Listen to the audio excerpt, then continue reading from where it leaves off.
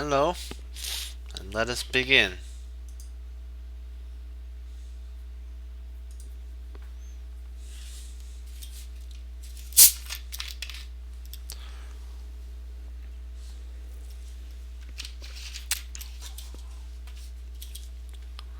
This is a game between Josh uh, Gabinski versus Enrico Celavano. This is played in the Western States Open, Reno, Nevada, October 20th, 2018. So D4. Josh is a 22-18. His opponent is 25-08. So D4, D5, Knight F3. He's said he wanted to play a London system. So Knight F6, Bishop F4, Knight BD7, and then H3 to let the bishop have a flight square back if the knight was to try to win it.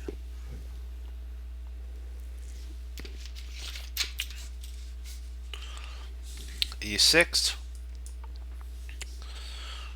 Knight BD2, B3, and then finally E3 gets played. Bishop B7, and Bishop D3. So now this is under fire, this is under fire, and then this is under fire. So Bishop D6, Bishop takes D6, pawn takes D6.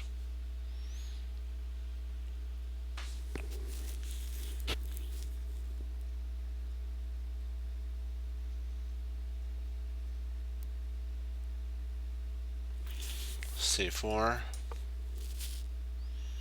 D takes C4, knight takes C4. So he's trying to pile in on this pawn right there. Queen E7, castles, castles, and Rook C1. Rook F C8. Knight D, knight C or C D2.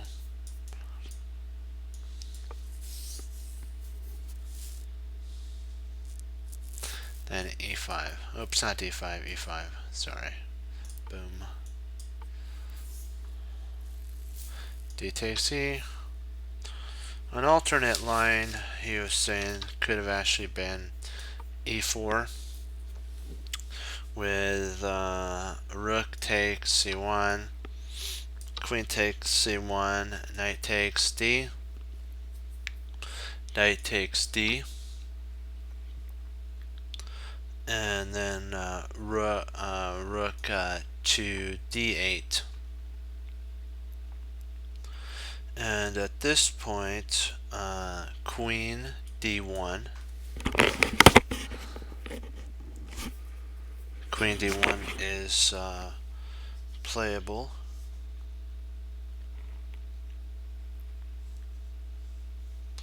Let me see here.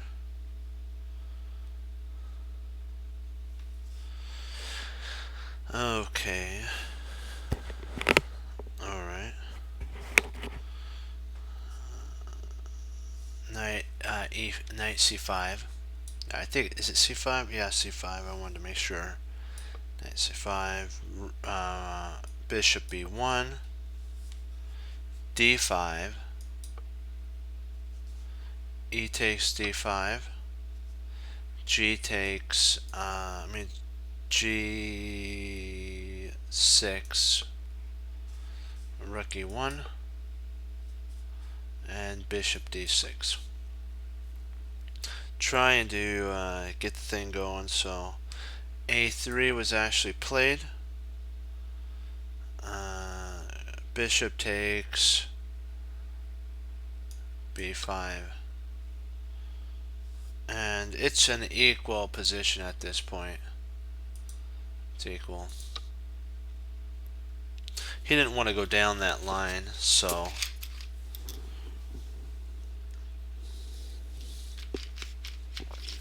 he decided to take. And D takes. And bishop C4 with an attack there. And knight coming in with a guns ho on that. E4. Knight D4 was actually played. It would have been interesting to have taken a look at this. Probably at this point he could have played bishop here. Then after takes, knight takes. And now this knight is getting itself a little too deep into the position. So it's a little scary, so you just gotta. That's why knight d4 was played. And the idea is probably to drop a knight in here and then support it with g4. Knight e5. Bishop e2. And g6. Pawn g6. Knight to c4 to try to get this knight traded off, and it happens. And then bishop takes. We're not wanting to trade down because that's gonna give black an easy way out. So rook c7, queen d2. This is so that it connects the rooks because he knows it's going to be doubling up there. Rook a c8, and then knight to e2. And the idea now is trying to reroute this this knight in, because what they're going to try to do is play b5 when the bishop retreats. Now we can take back.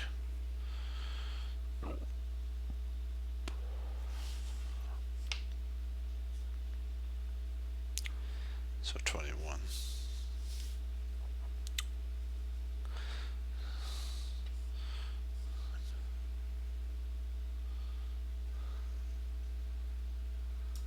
Oops.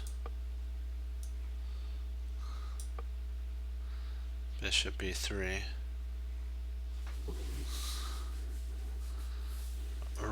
Bishop a6. Takes. Queen takes. Rook d1. Ooh.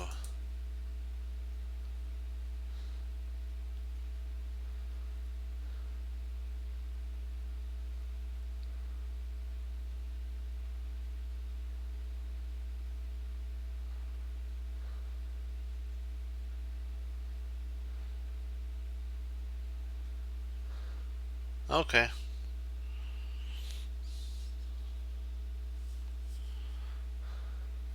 Rook d1. Queen c5.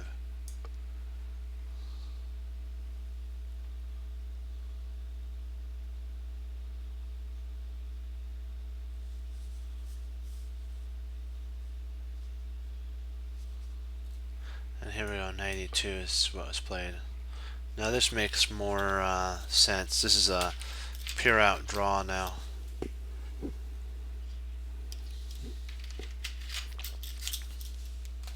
Maneuverability is what we're going for. Queen e7. Knight f4. And then g3. His idea is, or g5, his idea is actually here.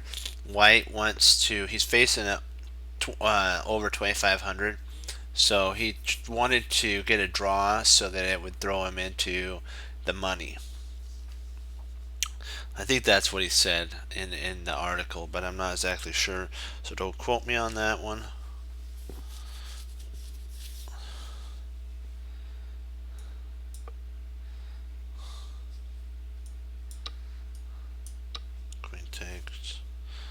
Oh, bishop takes Abi. Okay.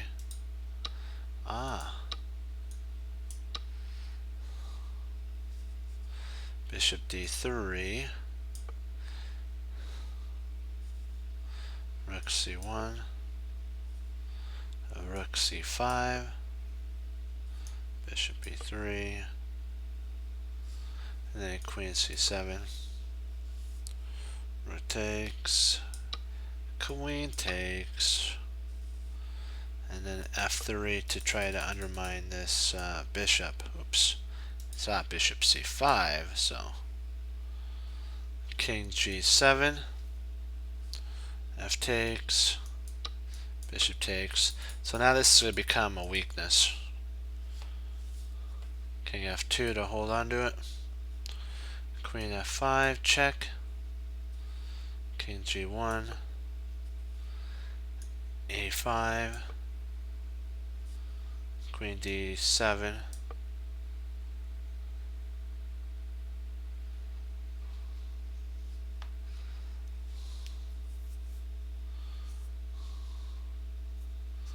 Bishop g6. Queen d2 was what was played, and this is kind of a this is a dubious move. So it's a dubious move. There's actually a better line. d4, pawn d4. After takes, pawn takes, and then bishop to e4. G3, f5, and king f2. King f6 to get the king moving. Bishop d1. h6.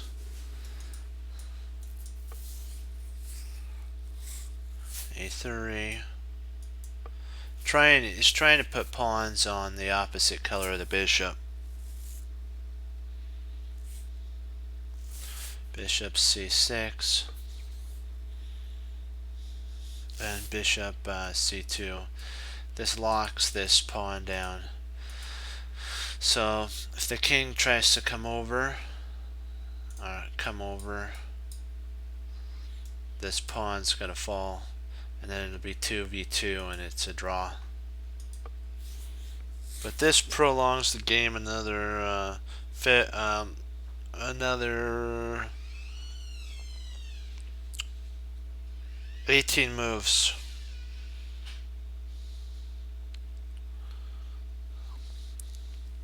So h5, king f2 here, queen d4, hold on, oh, h4, here we go. Now the queen takes, pawn takes, but this time this pawn has now acquired something really important. It's locked these two pawns on light squares, so not good. It's going to be a harder fight for his opponent now. F5,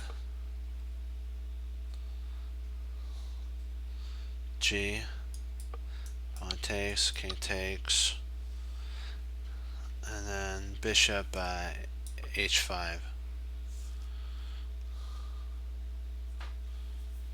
Black offers if in this line here, what's that guy get a sip?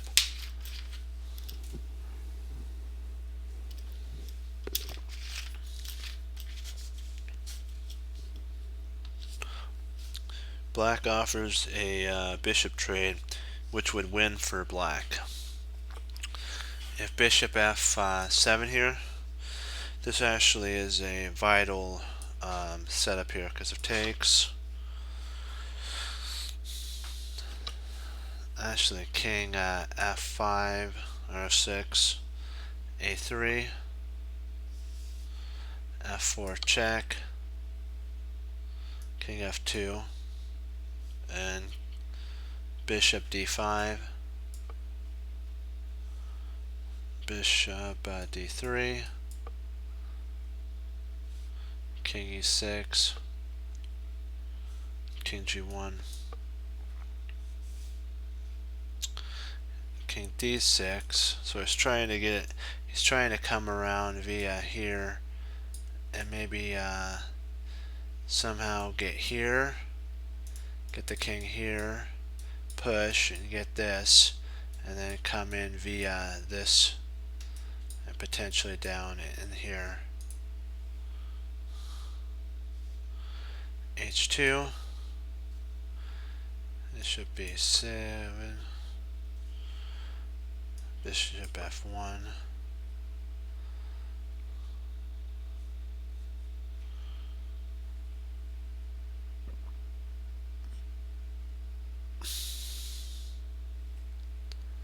There is a potential. He can't really play here. This is the reason, if you're wondering why I played this. If he was to play here, if he were to play here, then the skewer would happen, and you could pick up this bishop. So that's the reason that move was. So it's a forcing move for him to stay where he is. Bishop f3. Bishop a6. And now if he plays here, this move would skewer the bishop right onto the king. Bishop b4. Bishop c4 now. Now this cuts the king off. Bishop f5. Bishop b3. b5. And then king g2. And I think at this point it would more likely go towards a draw. Still better for white, for black. So bishop g5 was played. h4. f4 check. King g2. g4. Bishop e6. King f6. Bishop c8. King e7. Bishop f5. King d6. Bishop e4. He's got to prevent the king from getting here. This is a vital spot. Bishop f7. a3. King e6.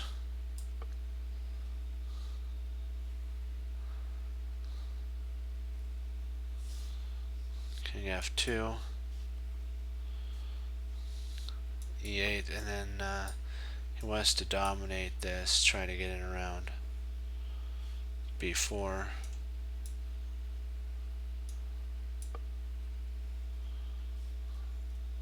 a5.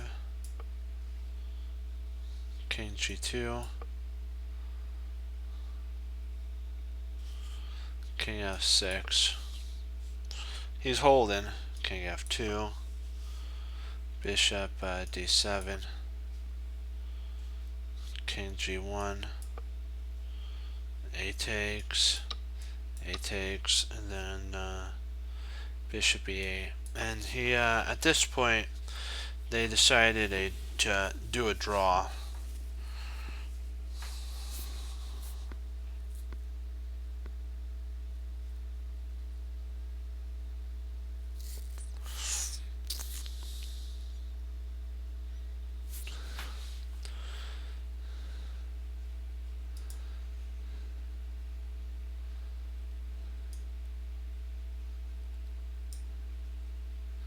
So we're probably going to now head in towards doing some tactics. Let's do it to it.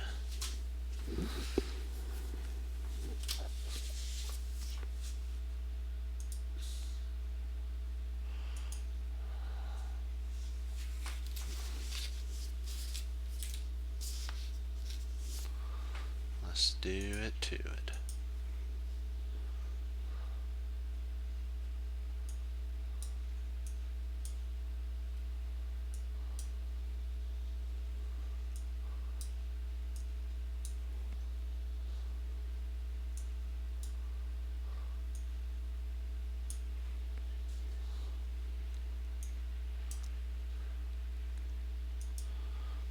So white to move, mate 2. White to move, mate 2.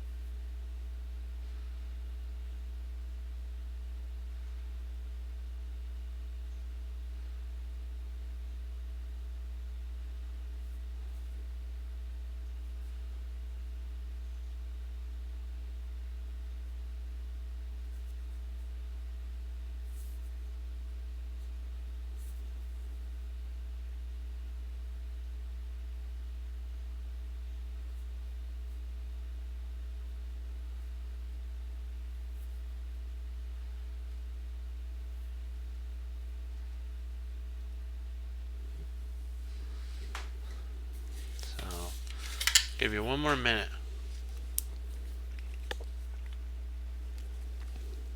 to see if you could solve it.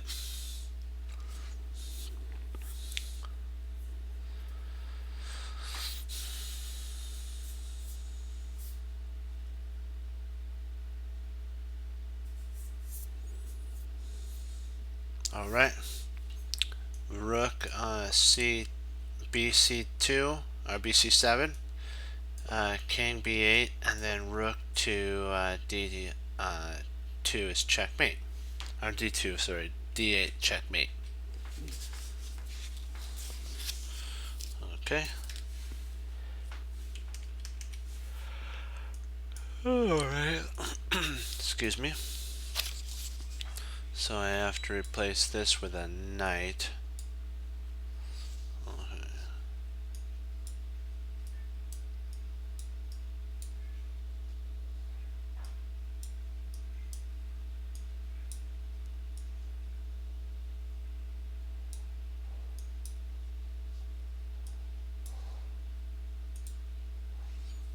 There we go.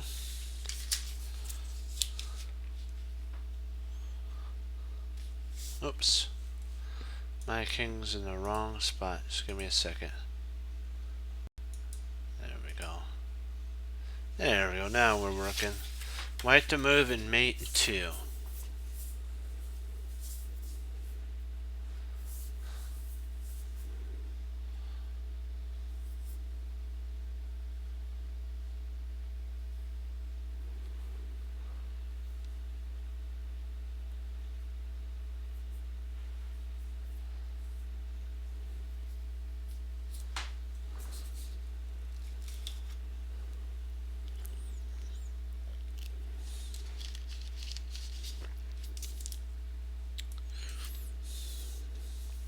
Give you one more minute to look at it, and then we'll solve it.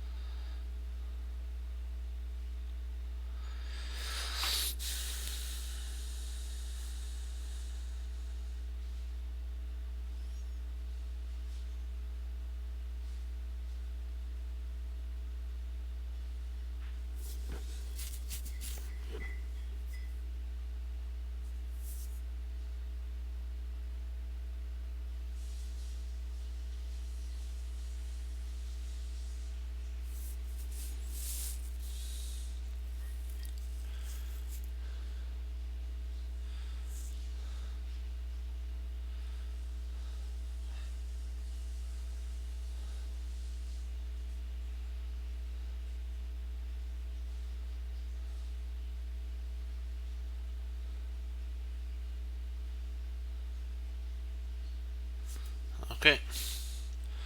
Rook A5.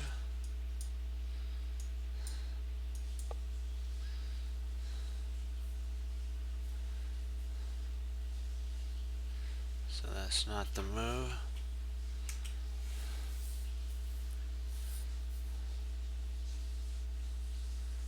Actually, maybe rook.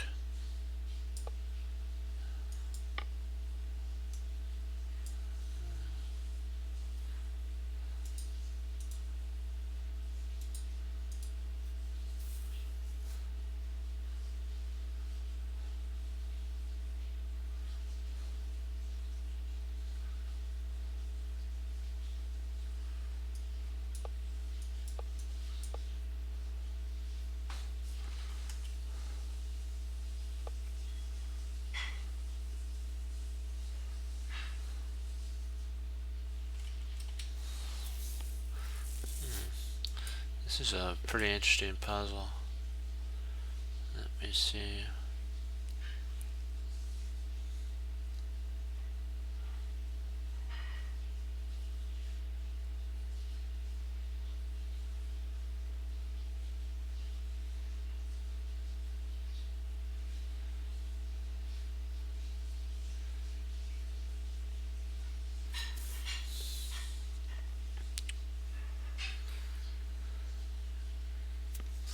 So make sure I have it set up right. No, I don't have it set. Oh, drat. No wonder it's not working right. I don't have it set up right. Yikes.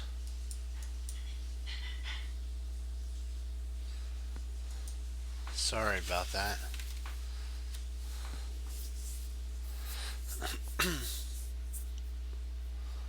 Now this makes more sense. Let's solve it.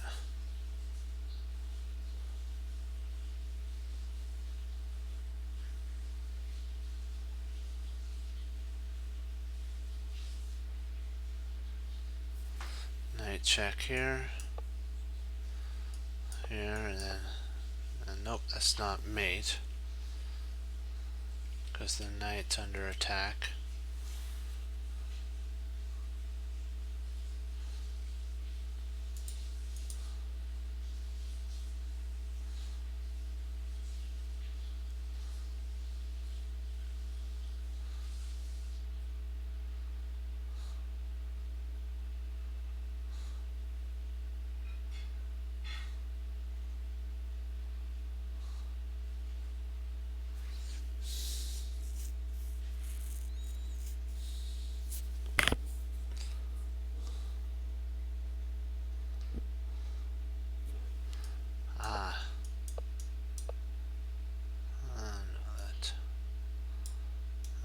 That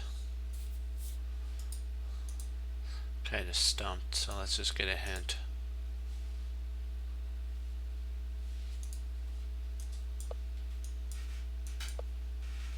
Ow. I was on the right track, just wrong. I need to move the rook.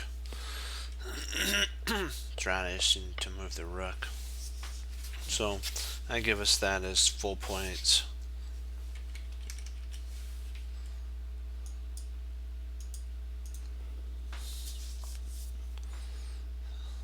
Sorry about that, my friends. That was my fault on setting it up incorrectly.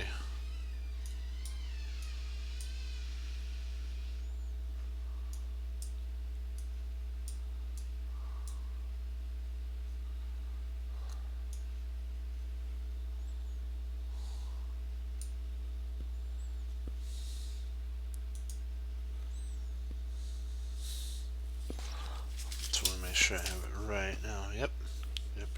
Yep. This time, I promise you, it is right. So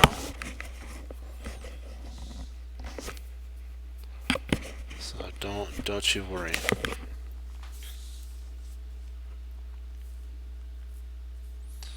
Alrighty.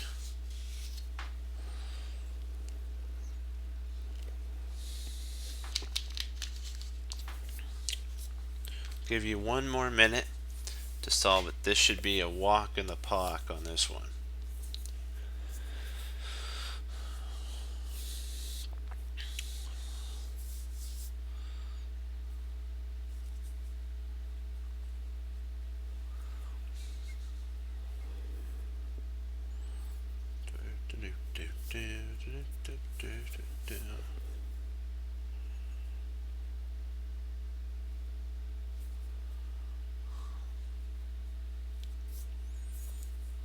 You can solve this. I know you can.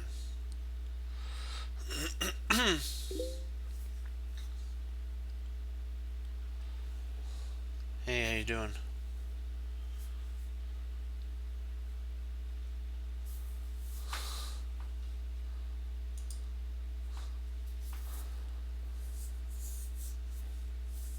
Is that you, Erie? I have a face.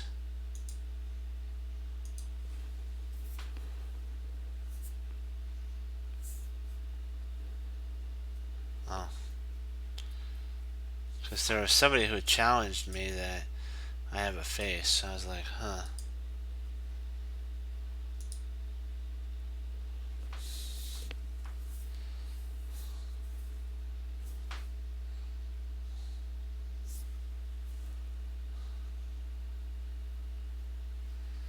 So white to mate in 2.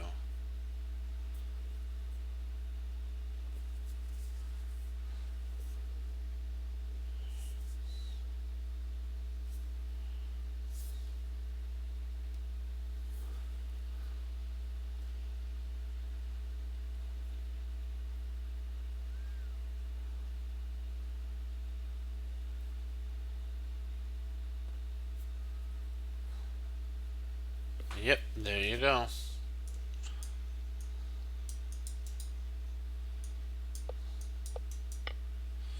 You got it.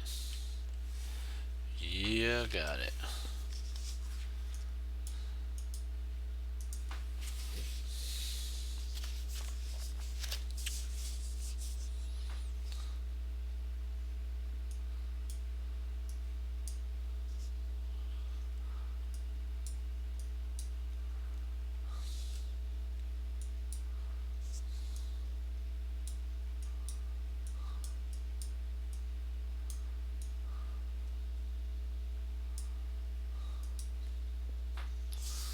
There we go.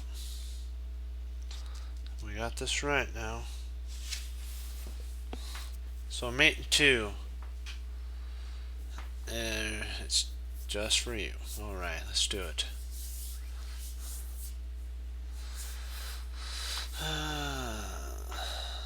Okay, dokie.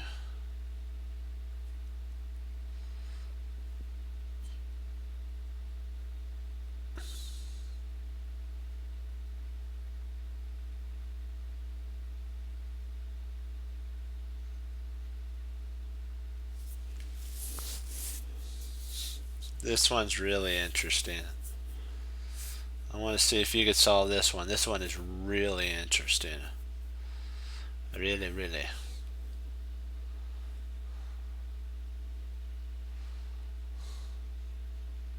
Is it C3? Is that the correct one? Yeah, there we go. There it is. There we go. There's actually another mate besides C6. What's the other mate? There's one more mate.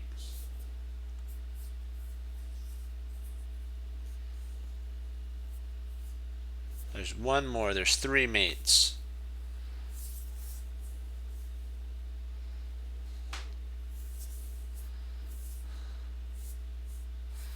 There's one more mate. One more mate. Yep, C5, you got her. You got it. Nice. There's this mate. Boom. There's this mate. Boom. There's this mate. And then boom. So there's 3 mates. Nice work. So now we get to involve a queen. And you gotta love it. Yes, indeed.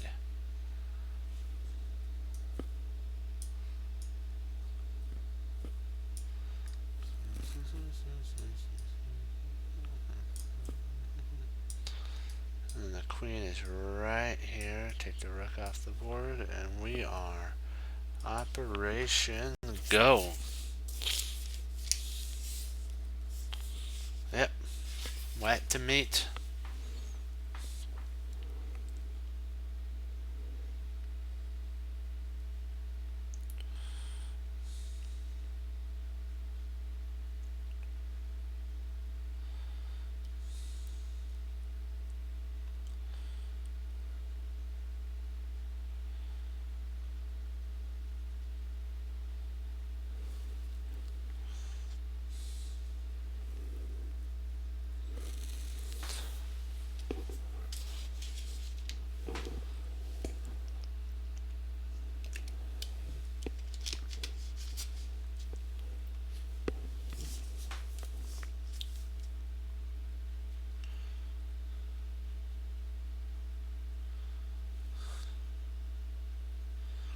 Oh, nice job.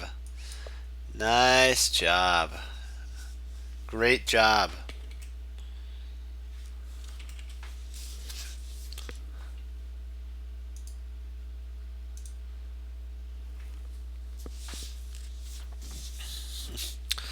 That was pretty sweet.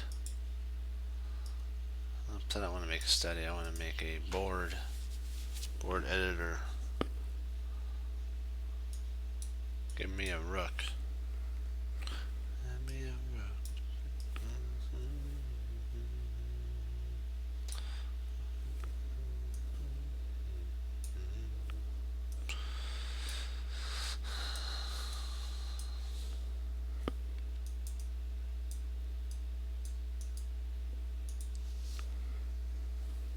Oops, sorry. 1 second. 1 second.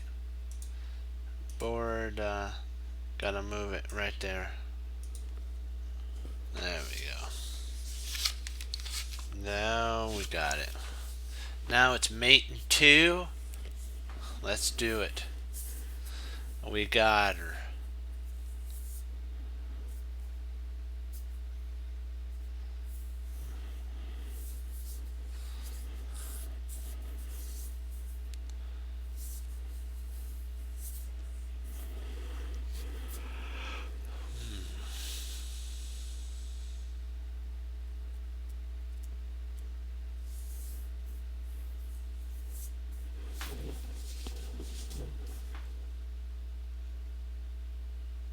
Hey, how you doing?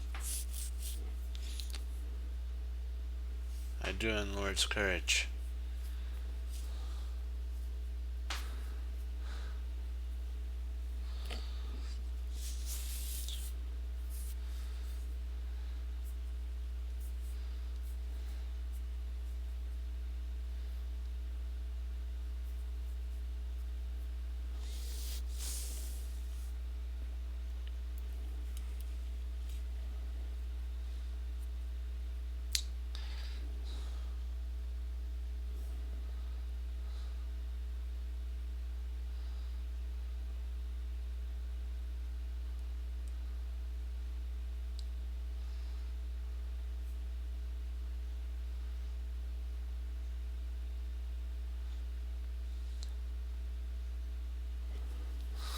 C4.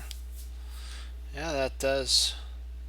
The only problem is they would take your queen.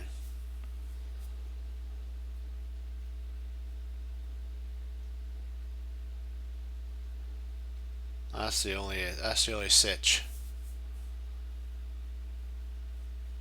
I was looking at rook e5 check, king c5, then queen e c3 c4, but the only problem is king b7, and then the king gets away, so we gotta make it so the king can't get away. Then I was trying queen b3, but that don't work because king a6, and then there's really no more checks to attack him with, and it's checking is over at that point.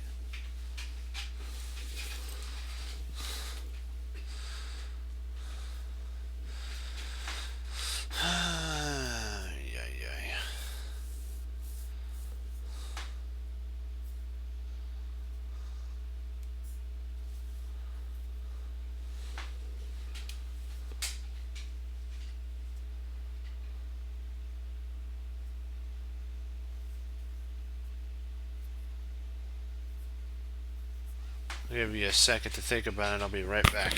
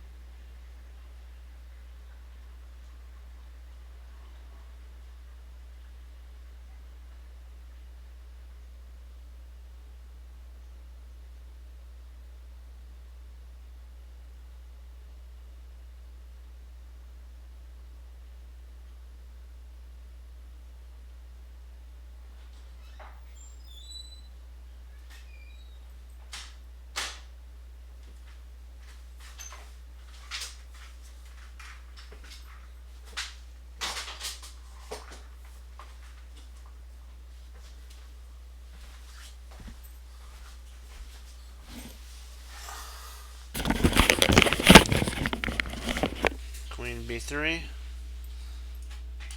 queen a5, queen a6.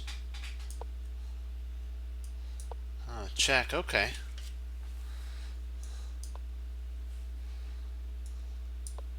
Check.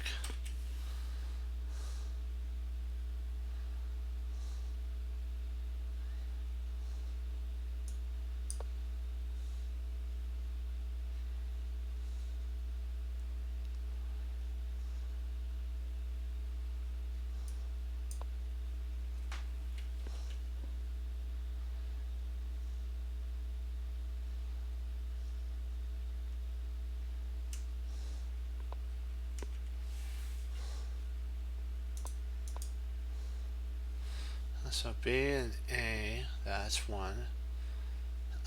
B, A, and rook A is one. B, C.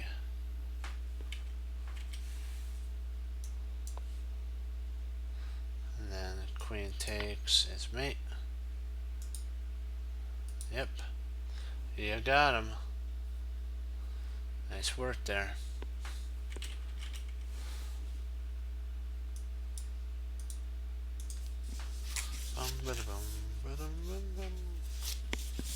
On to the next page. We get to turn the page.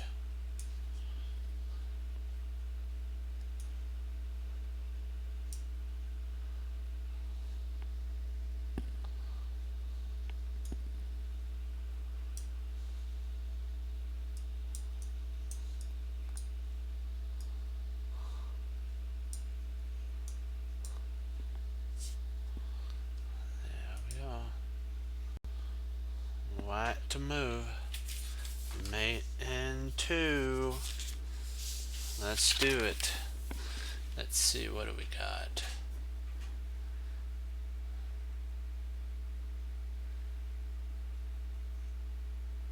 There's only one mate here.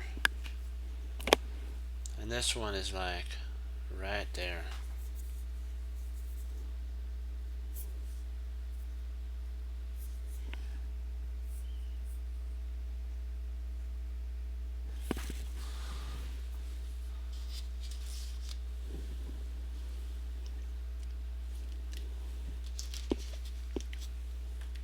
Okay. What's after that? Can you... Oh, yep. There you go. Right there. Mate. Mate. There you go. Great work there. Nice job. Nice work. Boy, we're chewing those up and spitting them out like they're nothing. Great job on that.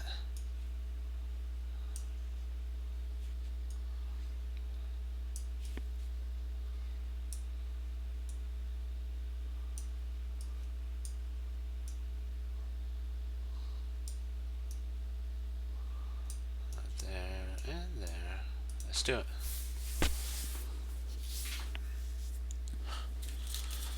Mate 2.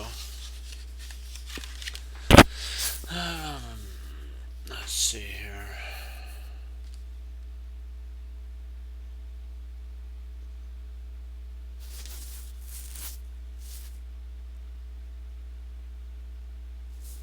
Yeah, this is a straightforward one. Very straightforward.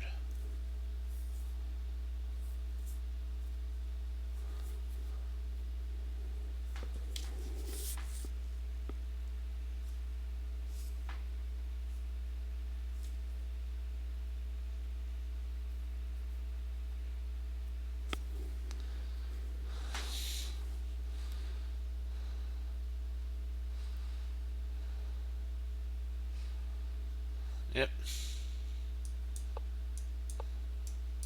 You got it. There it be.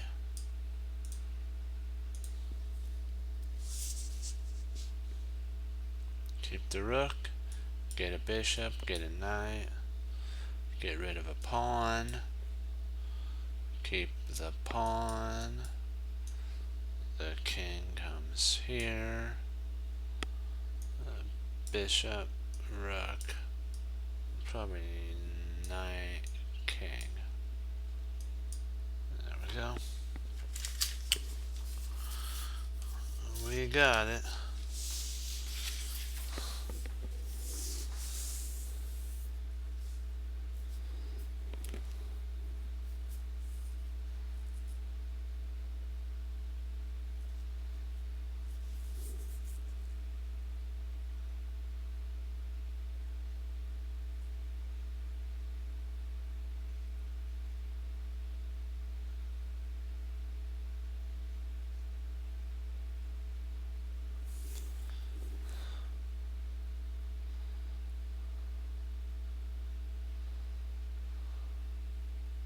This is kind of a weird one, but it works. Oh, this is kind of an odd one.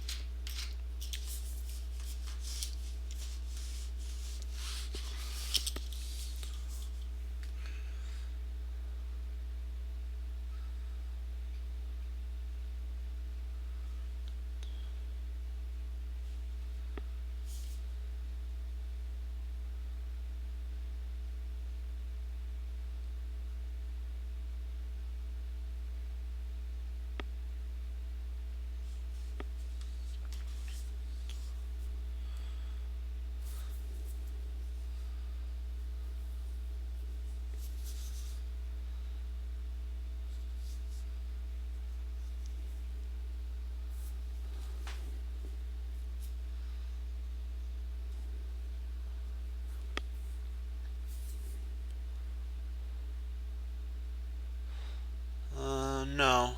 That's close. Very close. But no, no. Very close.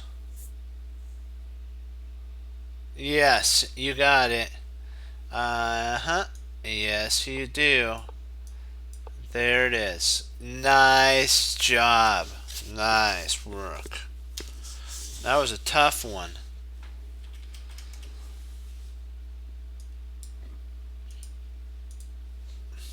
I knew you had it in you.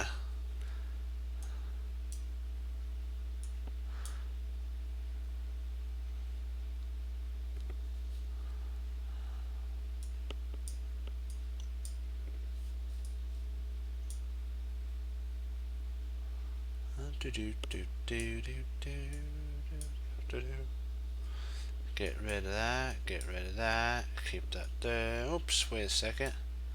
Right there. And there we go. Now we're Operation Go. Mate in 2.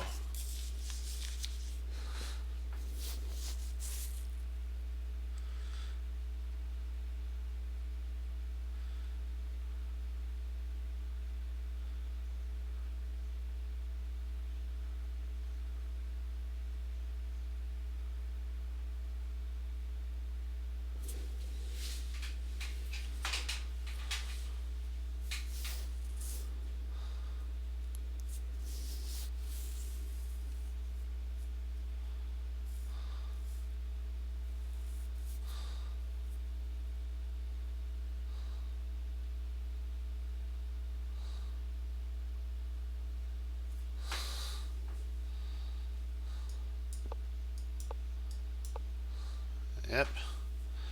You got it. Why not? What? Let me see. Why not?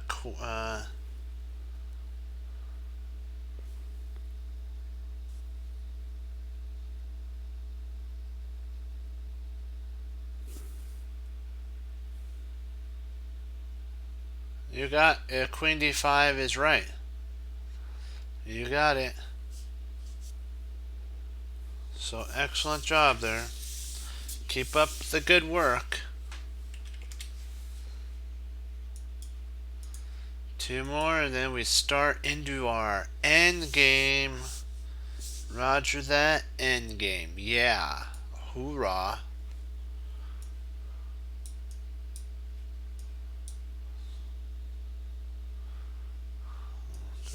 Oops, I didn't put that there. Ah, I got the king. Sorry about that. We have to have all that here and then there. Oh, up one. Oh, king needs to move over here, and there we go.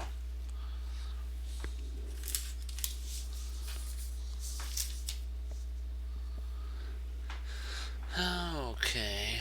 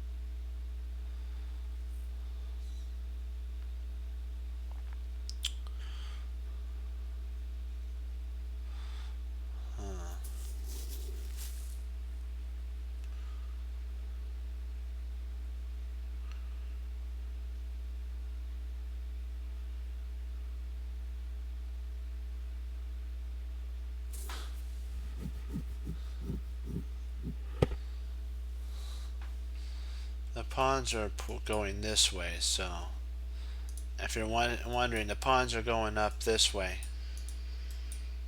So that means that they cover this and that.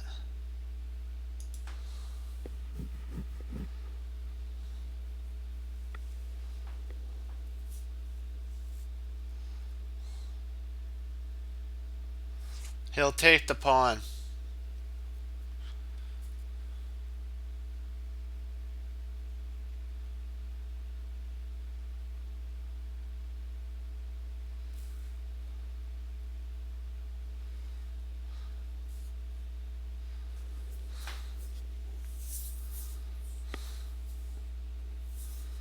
Yeah. That's, I'm looking at potentially queen e3, but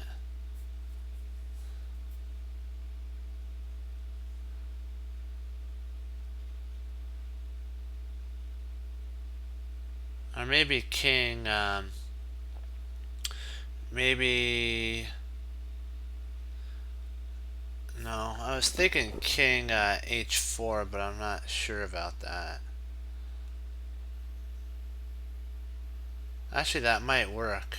King h4 might be the move.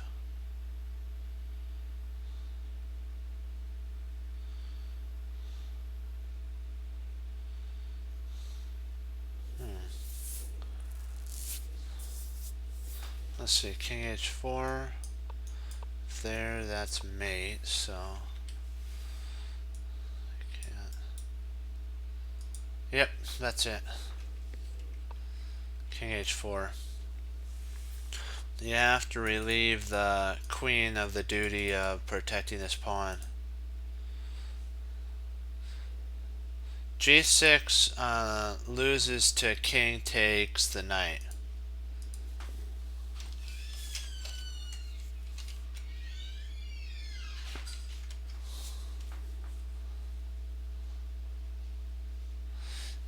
It's actually king h4 and then king e6 and queen d7 mate.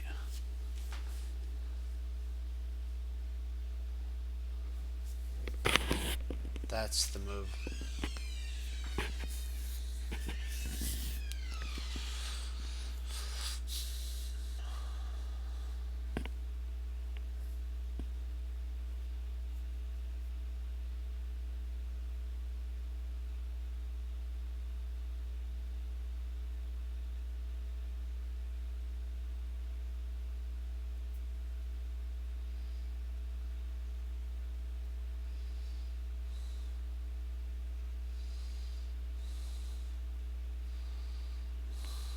Okay, so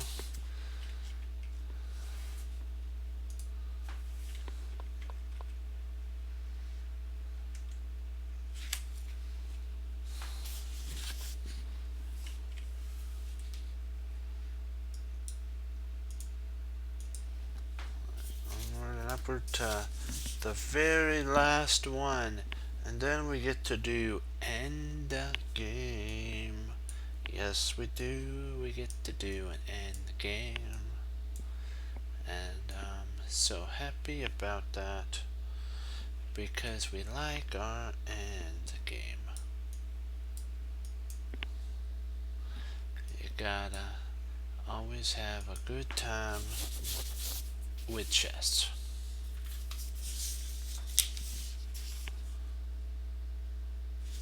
Especially when the Lord's giving you a gift that you can share.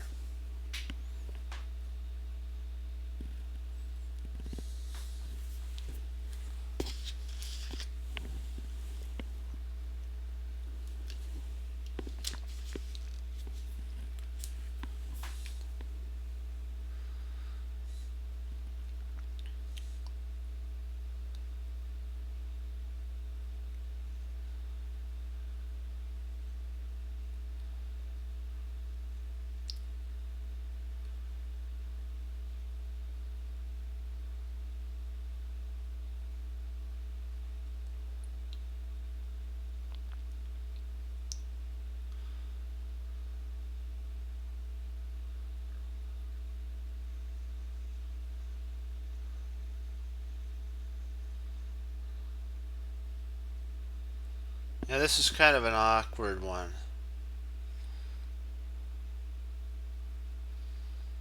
So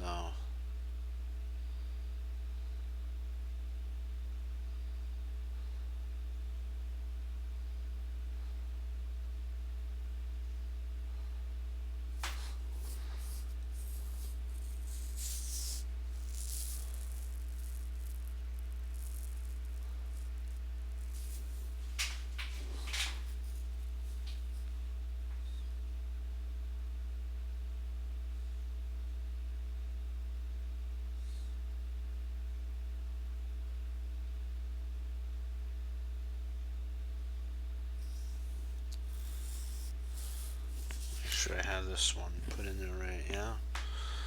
Yeah, that's right. Yep.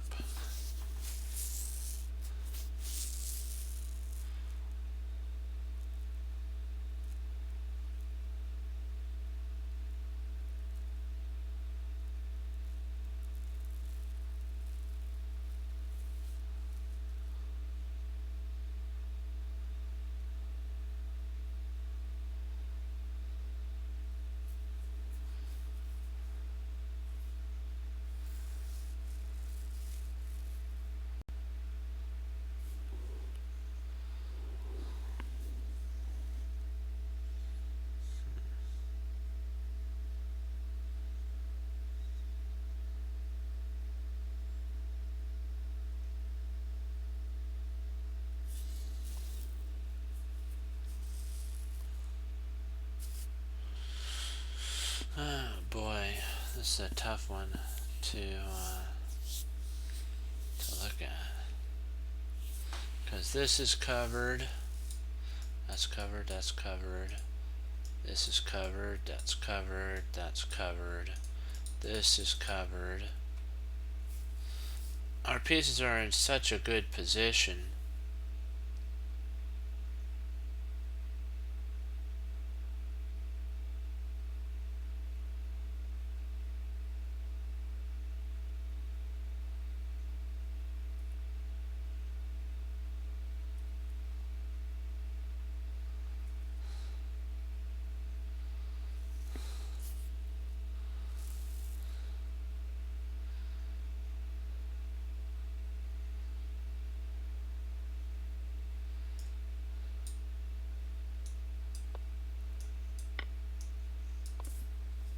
You got it.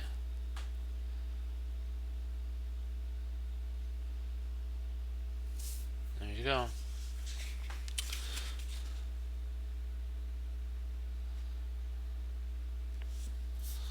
And that was the mate. Great work.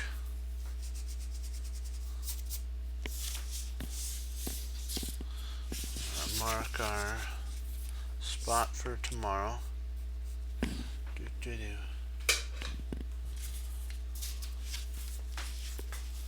Alright. End game.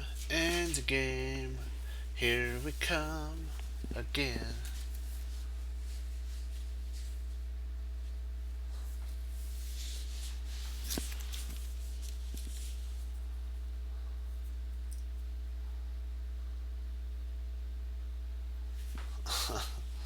Yeah. Now, my chess friends, we have entered a whole new realm. This is this is called a bishops of opposite color versus bishop, and two connected passed pawns versus lone bishop and king. So this end game is called minor. It's white to move. So this is what it says. One would think that this endgame would be an easy win for the two connected passed pawns. However, this simply isn't the case. To illustrate my point, allow me to integrate in a little story. The year was 1978. The city was London, and I was playing my second game with White's pieces. In Spain, a few months again. No, okay. My pieces in the Spain. Let's see. I gotta make sure I read that right. Okay, hold on. Let me start over again. Okay, he said the year was 1978. I'm sorry. I have to just make sure I did this right. The city was London, and I was playing my second game with White pieces in the span of a few months against so okay, I thought it was Spain. Sorry, it's a span. It's like a time. So he played against Jonathan Spellman. I had won the first, and now my opponent was out for basically revenge on taking him out. The opening looked promising and sharp. That's what he said. So basically, he faced Speedman. I don't know if I'm pronounced that right, but he faced him once, like 3 months ago, and in 1978, and he beat him. And so now his opponent is out to make that look like it was just a mistake. As a lot of grandmasters will play the same opening supers, even if they lost to a lower rated player, as to show that that was just part of their plan. They actually that was their I meant to do that basically.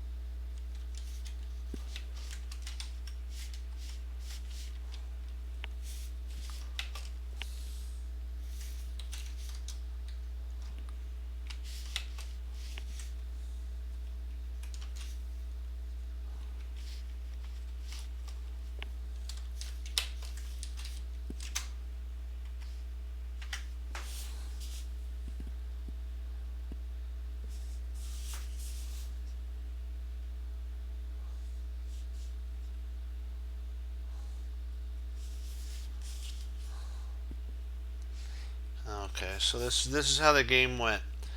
E4. Oops, I have to e4, c6. So he's going into a Sicilian.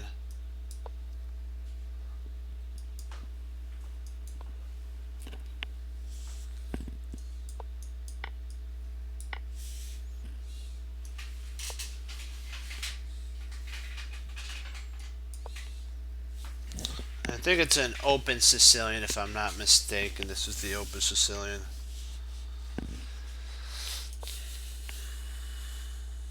Bishop g5. c6. Queen d2. This is an interesting setup. e6. Castle queenside. Bishop e7. f4. b5. Yeah, he's going all out. He wants to make the loss that he lost to Jeremy Silman look like just a plain old mistake. He's not even castling. He's going all out at this point. Now he's going to probably be castling. Bishop takes, and then e5 kerplunk. Jeremy Silman's trying to go for the knockout. Oops, sorry, not d5. E takes d. Oops, e takes d. E takes d. Oops, not f takes. Bishop takes. Come on.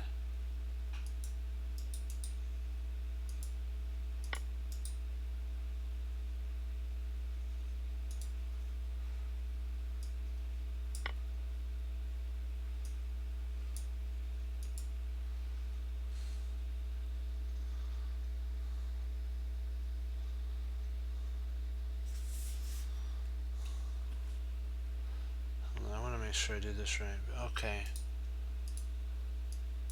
Should be 7. E takes d, and then bishop takes d6. Knight e4.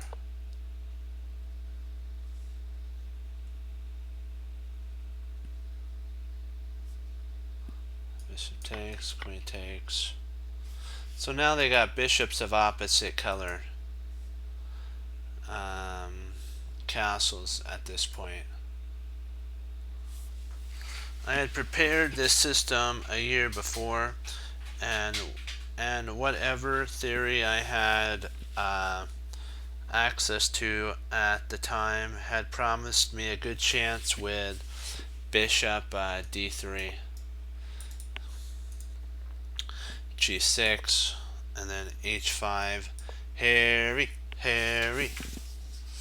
It looks dangerous for black, but as I sat there wondering why my opponent, basically he went, and I decided to take a deep breath and look at the position for the first time, mindlessly memorizing book and exploring variations seriously are two very different things. So what he's trying to say is, if you basically just do, I have a book. It's called Modern Chess Openings with John Nunn, and I believe that's the General Museum. I hope I'm pronouncing it right. But if you just do those lines and you parrot the lines out and just repeat them without having an understanding of why the moves are played, what happens when your opponent doesn't follow that line? What do you do then? Do you know to spot a tactic? Do you know, or is it just memorized lines that you're going down? That's kind of what he's trying to say. Sure enough, after pondering the situation for a long time, this way it says, while I realized that white doesn't have anything at all, it occurred to me that after what did he play? Okay, there. After queen f6, rook f d f1, and rook f d1. Oh, did I do that? Let's see. Oops, wrong. I did that one wrong. Rook. Oh no, white. That is right for white, and this is right for black. Okay, got it. And then h5, bishop f8, h takes g, h takes g, and then g4, and bishop g7. My opponent's bishop would be very happy on g7, where I would defend, and where it would defend the king while simultaneously eyeing my monarch in a laser-like fashion. Kaboom! There. So years later, after the position, this is what he said: G4, Bishop G. Did indeed occur. So this move sequence here did actually occur in a game versus with players. So it's like this actually did occur, surprisingly. E takes, G takes, and then G5, and basically it was a lost game. The opposite colored bishops are a wonderful attacking weapon in the middle game. That's what Jeremy Simon says. Or in the end game with many pieces remaining. So if there were a lot of pieces on the board, let's say you had a bishop, these bishops here, and then you had rooks like this position here. This bishop does a pretty good amount of damage to the opponent. It can also pin a pawn, which would make, if the queen is protected here, you would think, oh, my queen is really safe, but the pawn is pinned and this queen grabs it. It's like, I can't take back.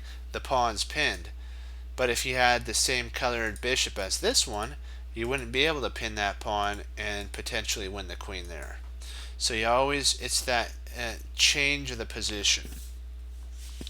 Whatever the truth about this line might be, during the game I began to panic, and this led to bad calculation, basically, he says.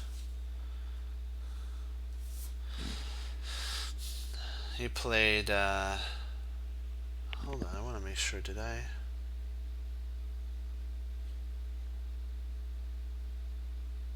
Have to go back.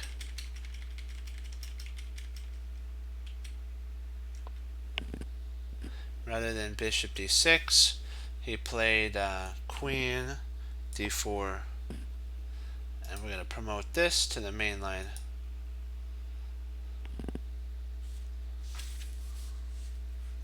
Well, I do want to check one thing out, see if this has actually a game that goes with it. Yep, there's the game.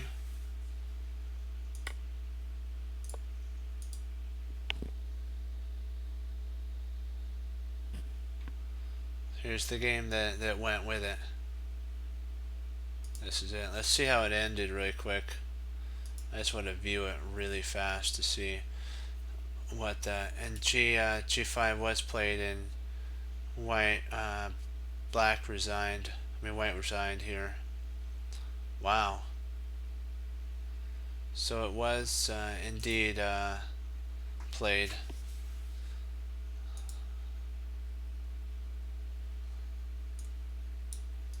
He played a very weak move here, he said.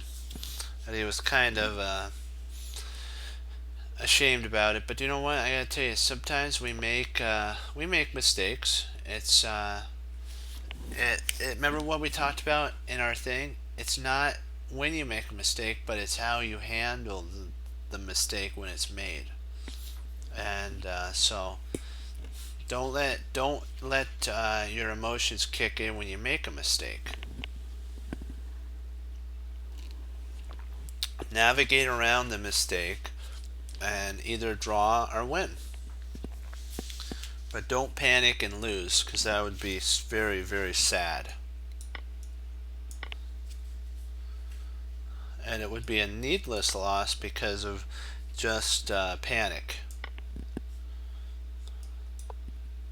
So G3. Yes, I renounced my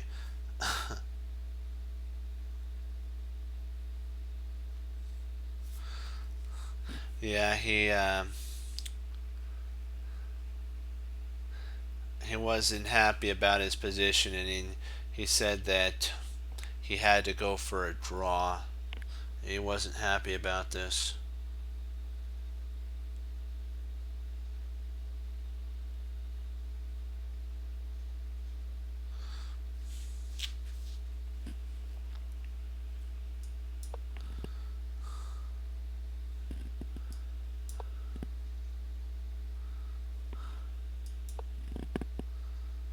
And rook d1.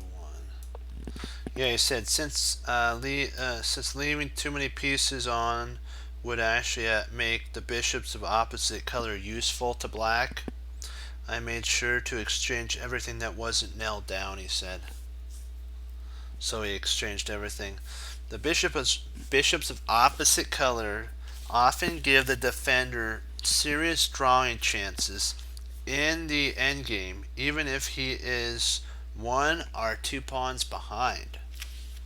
So it's if he's 1 or 2 pawns behind.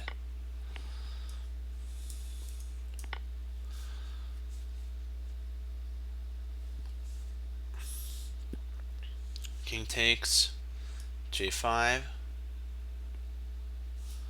f takes g, h takes g. We have arrived at the following. Oops, hold on. What am I missing?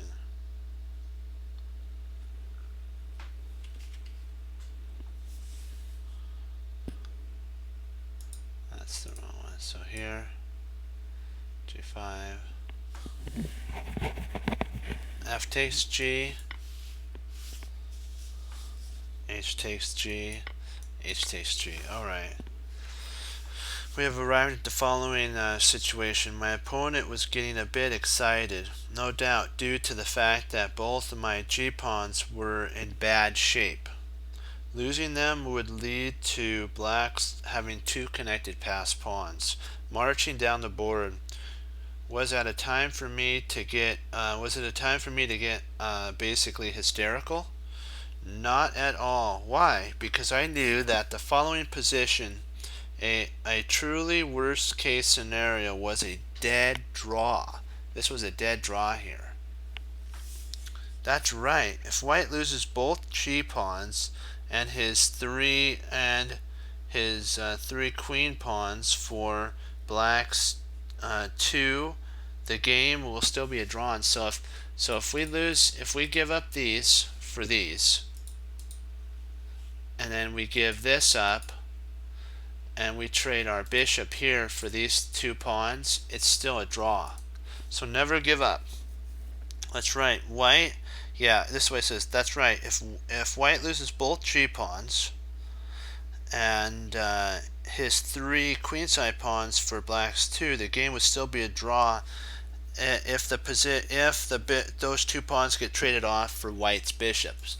If these 2 pawns get traded off for this bishop, and then these pawns get traded off for these pawns, and of course these get x'd out, okay? And this is the only thing that's left on the board. This is a dead draw. So never give up. King g7, a4, b takes, bishop takes, king g6, bishop b5, bishop takes, king takes.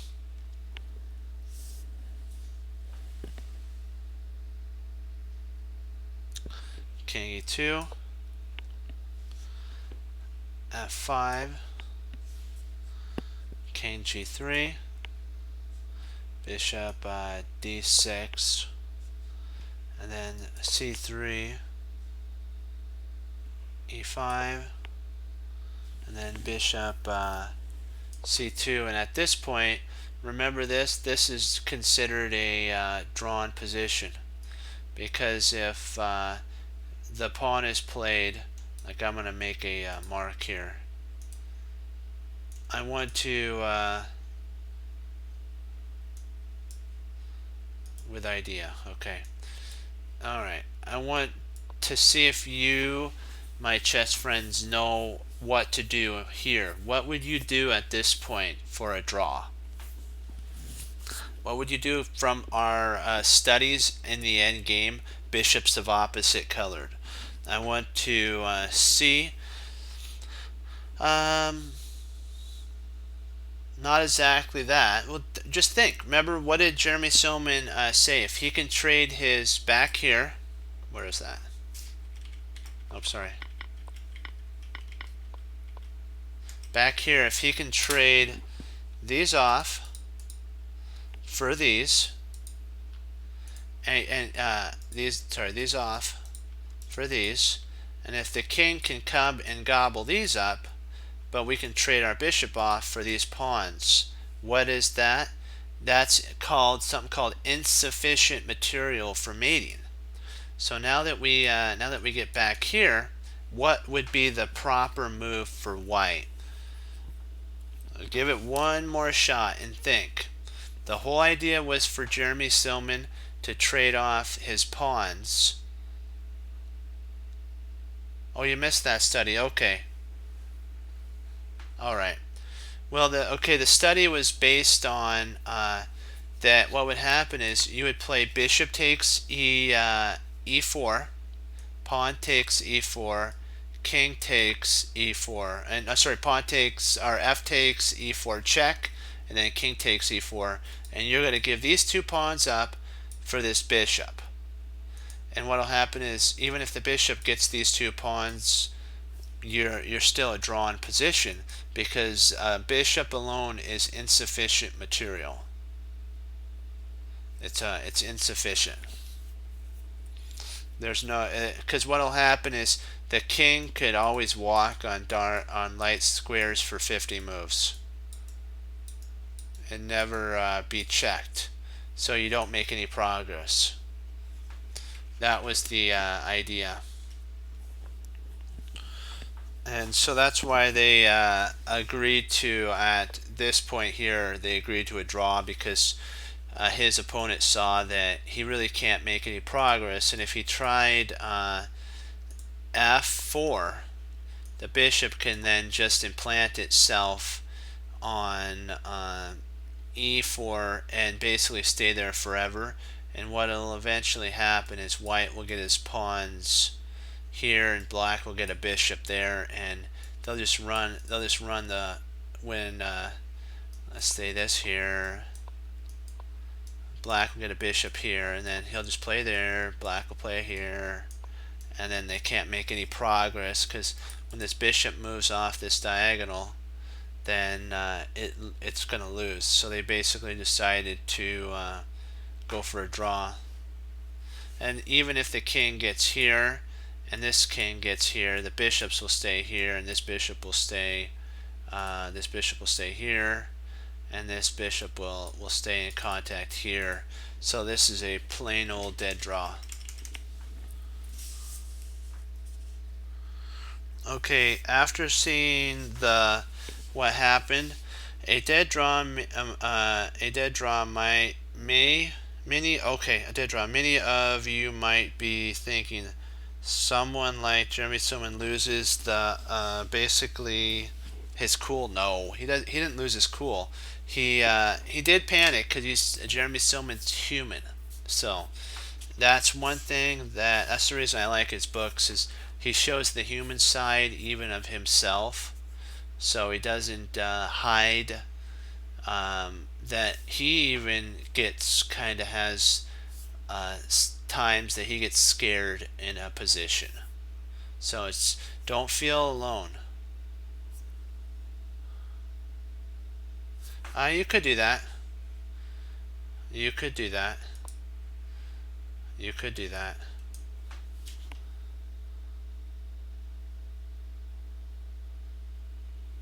Yeah. Well, I was just showing you a draw idea. I was just showing you how in our prior lessons, the bishops of opposite colored, what the idea Jeremy Silman was talking about. But yes, that is a really good move. I was just giving you an example.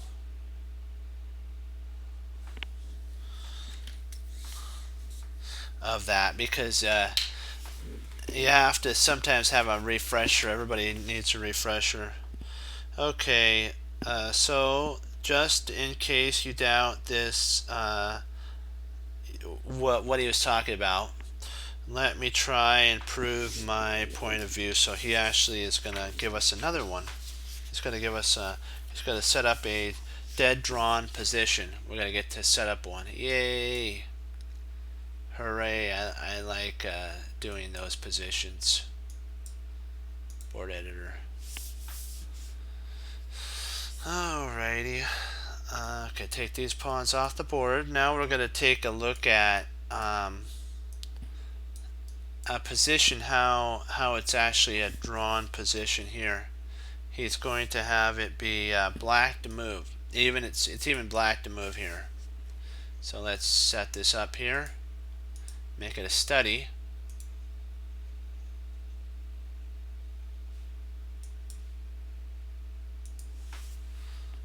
Okay.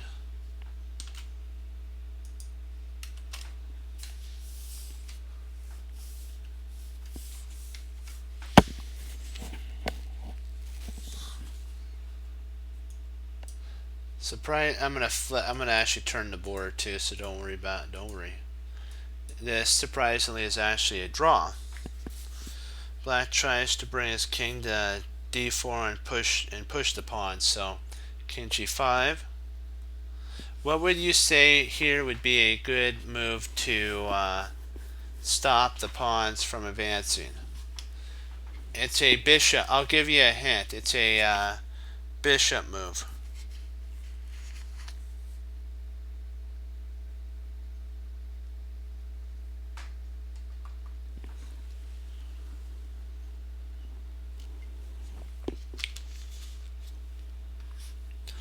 Think about what's white's weakest pawn.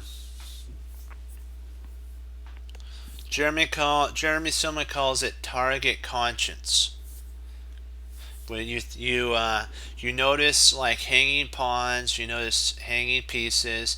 Grandmasters make moves based on weaknesses. So what's the most weakest spot in black's camp right now? What is black's most weakest spot? F7. So what would you play? Where would you want to play your bishop with that knowledge on board?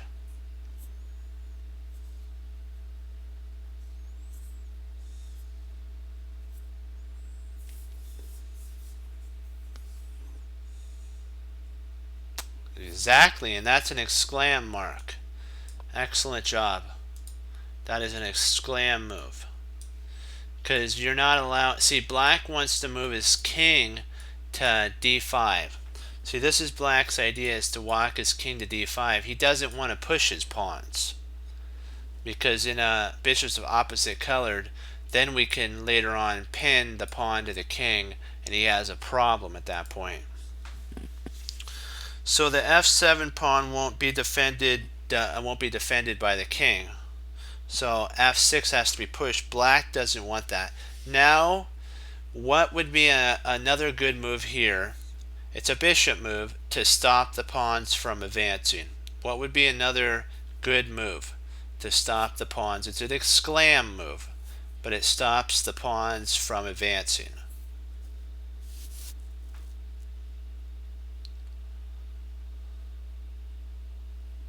Yep, you got it. Another congratulations on finding that exclam move. And now black is stuck defending e6. He is getting himself, no, he has to give up on his plan of trying to push the pawn. So he goes king e5. And so now, what would you do here? It's not an exclam move. It is a bishop move, though. What would you do here? Think into the future, just in case. Let's say the king got to d5, and he got his pawn pushed to e5. Let's say the king got to d5 and he pushed e5. where would you want your bishop to be at that point? Let's just say, let me see. I'll just make some moves. Okay, I'm just making some moves. At this point, where would you want your bishop to be to stop the pawns? Where would you want your bishop to be to stop the pawns at this point? This is I'm just giving you a scenario. And then I'm going to take the moves back, and I'm going to allow you then to look at the position and decide where to put it.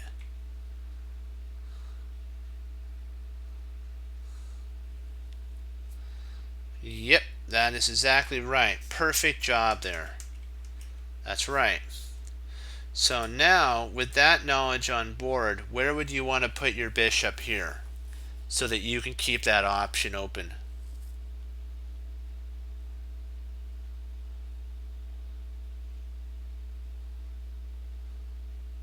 Think of that position that I showed you. Where would you want to place your bishop so that when that position arises, you have a bishop to go to f5? It's 3 moves out, so you have to be. That's why you have to plan where you want to put your pieces so that in an end game you got to visualize a little further out in your end game. Where would you want to put your bishop? It's white to move.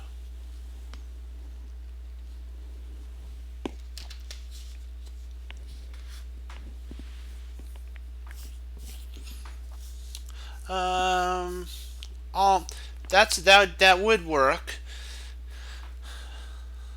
but think just a waiting move. Think a waiting move, just a waiting move for your bishop. Don't think a long move. Bishop C. Surprisingly, bishop C8. That's the move. Because what would happen after the king moves here and the pawn pushes, and we can get our king involved, we can implant our bishop on g5 after that. We want to stay in contact with this pawn, the e5 pawn, at all costs. We don't want to allow our opponent to have any breathing room. This keeps him babysitting the e6 pawn. So we have to always use our trump card, as I like to say it, is that our bishop attacks his pawn. He doesn't have a light squared bishop to defend it, so he has to defend it with his king. And so by leaving it on this diagonal where it can attack it, this king has to now worry about babysitting e6. So king d6. Now king e4. Now black will have to push his pawns if he wants to win, and that will be the next example position excuse me, that we're going to be talking about. However, we're discovering an important idea brought to light by the move bishop on move 2, bishop e8 exclam, and bishop d7 exclam. When defending this kind of opposite colored bishop, the defender can tie his opponent's king down by using the bishop to attack the pawns. We'll see many examples of this rule in action coming up pretty soon.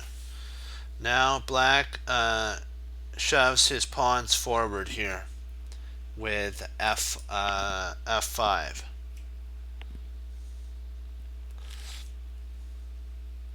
Oops, let me make sure I have this right.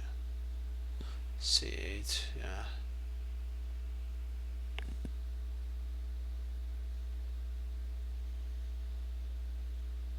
Uh-oh, what did I...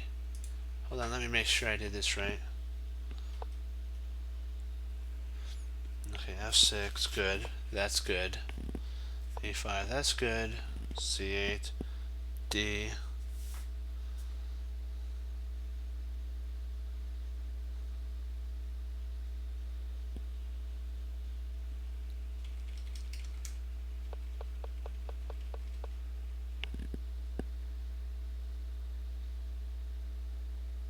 Okay. Nope, we're done. This one's done. This one's done. So we're gonna reset up the scenario again. But this time, Black's going to do a different setup. It's the same setup, but he's moving a little different now. Black to move. Sometimes I have to make sure I'm on the right one. I appreciate your patience on this. Sometimes it takes a second. There we go. Instead of King F5 to get his idea like the other one, he just throws the pawn up the board. At this point, I'm going to flip the board. Hold on. At this point, with the idea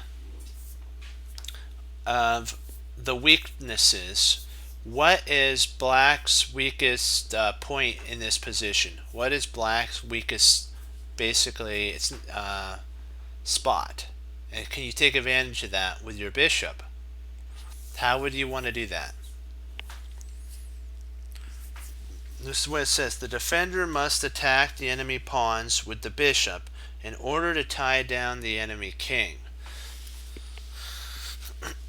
So what would be an exclam move here, my friends? It's a bishop move for white.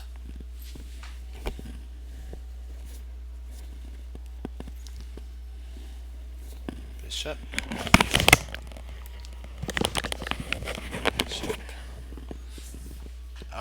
Do you mean b3? Do you mean b3? Bishop b3?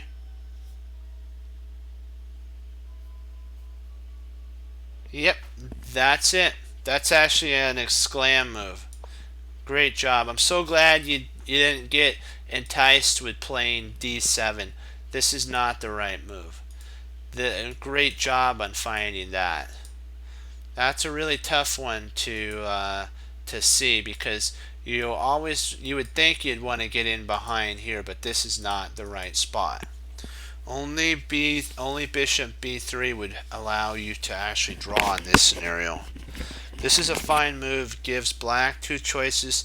He can play king f6 and simply guard the pawn for the rest of the game, which means making no progress whatsoever.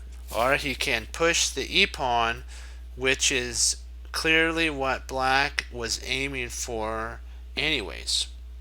However, once this pawn moves to e5, white can then dominate the key defensive. Actually, can set up. White can now demonstrate a key defensive plan.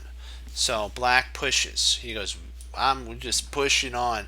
Otherwise, he'd have to retreat back here, and he would be tied down for the rest of the game. He'd be all tied down. Okay, with Jeremy Silman's game in our mind about the basically trading the bishops off for these two pawns, with because we're wanting to trade this bishop off for these two pawns here. What would be the move that would allow white to do that? It's a bishop move, and it's an exclam. There we go. There you go. That's an exclam move. Nice work.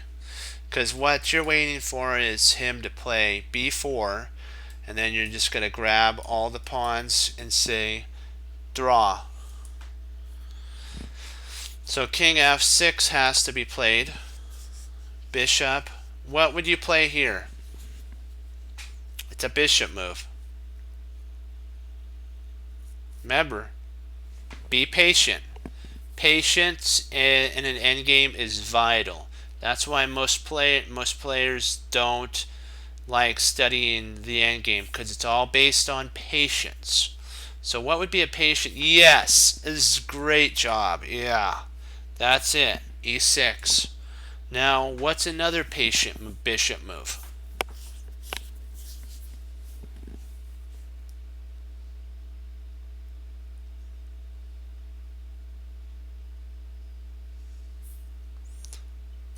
Just think about it. Think patience. That too. That would be. Think one more. What's the one that's just right down from it? One square up from it. Yep, there you go. I'm sure B1 would work too, but Jeremy Silman has the player playing bishop C2. And your whole goal is you're saying, black, you can dance around the board all you want with your king. Once this pawn gets pushed, my bishop is going to gobble it all up. And if you try to come over a little too far, my friend, I'm going to grab F5, and therefore it's going to be a draw anyways. Because I can then just come along this diagonal after we grab it, and this e-pawn will never make progress. Ever. So let's go back to move 2. Actually, here, let me see. Gotta make sure that let's see here. E4 would be played at this point. You know what this interesting thing is? If you were thinking A4 here, this is actually a mistake. This is actually a blunder. This actually loses. It actually on the spot, because then he can actually push you back, and then get his pawns are rolling.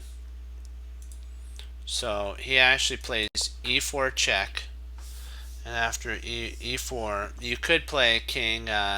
You could play king E3.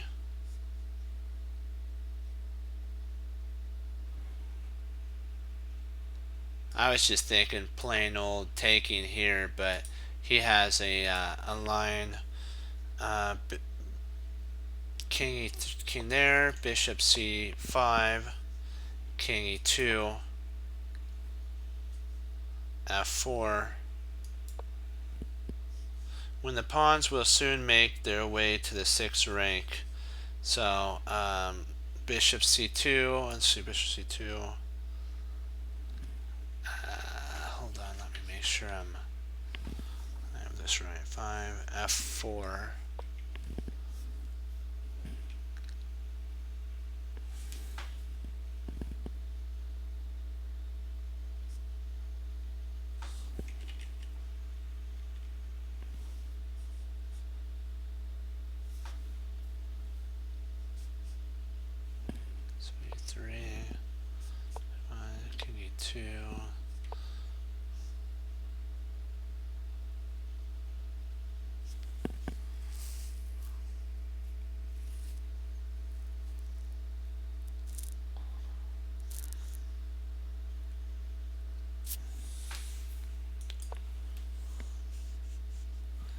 King F3, king E1, king F4, B here, king E3, bishop D, bishop B4, king F1, E5. Black will march his king to around to D2 and then play. So like bishop A6, king D4,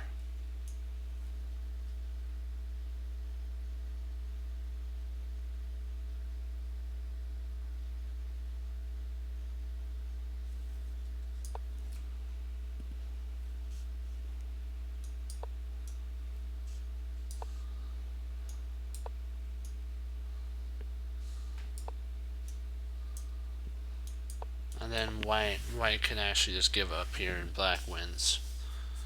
So that's actually how that thing goes.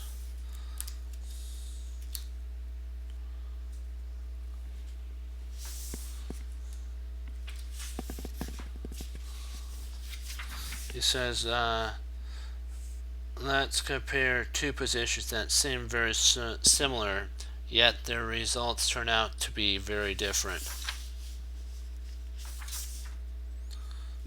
this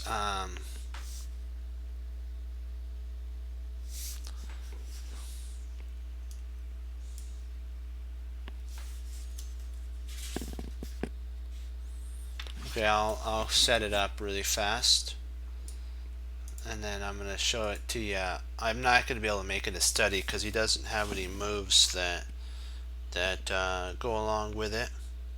So I'm just going to have to set it up and show you what a winning position looks like here. This is a drawn position right here. Right here. This is actually a drawn position. This position here is a drawn position. And the position is white doesn't let black's pawn get to the 6 early, and should agree to a draw. White will simply just play bishop g2, h1. So basically he's just going to play this here. White's just going to play this back and forth, and then eventually be able to trade off for these 2 pawns. But surprisingly, down the thing, and it's like this. Now this is actually a win. Yeah, this is actually a win for black here. White loses. The lovely sound of chess players going. Basically they're confused right now. Why is this diagram?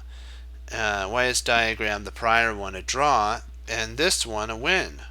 Understanding the difference will give you the true key to the whole endgame. He says this in the drawn version that we talked about when it was on the 5th, not on the 6th or the 4th, or however you want to do it.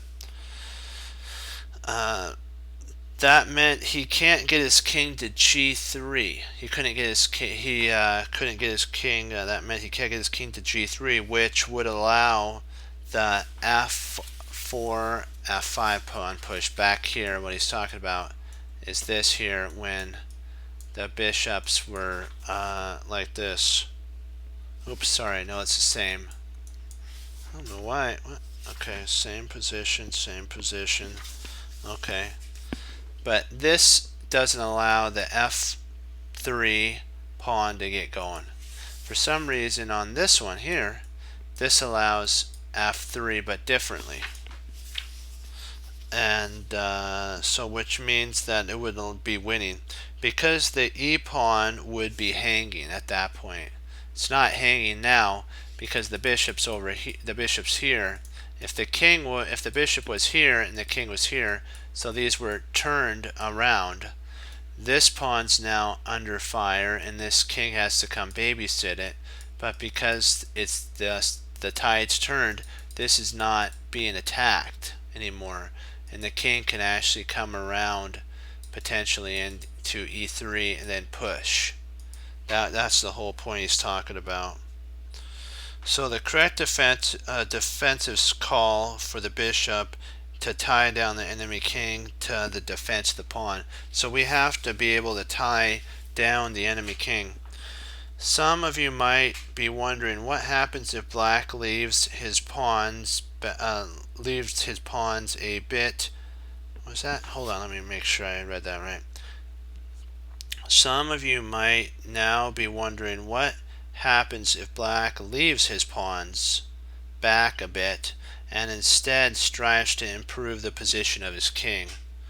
We'll probably pick this one up tomorrow because this one's a little bit longer of one. Yeah, it has about 3 different line setups, so we'll probably pick up on this, and it's a totally different setup.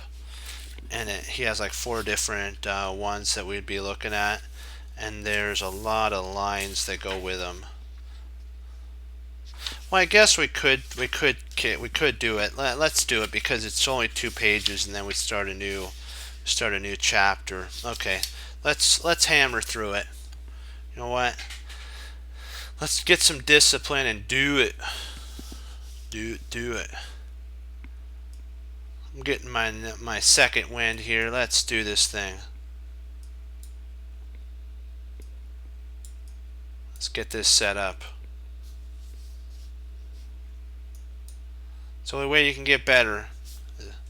Black has one last shot here in this position. So it's black to move. And I have to make this a study.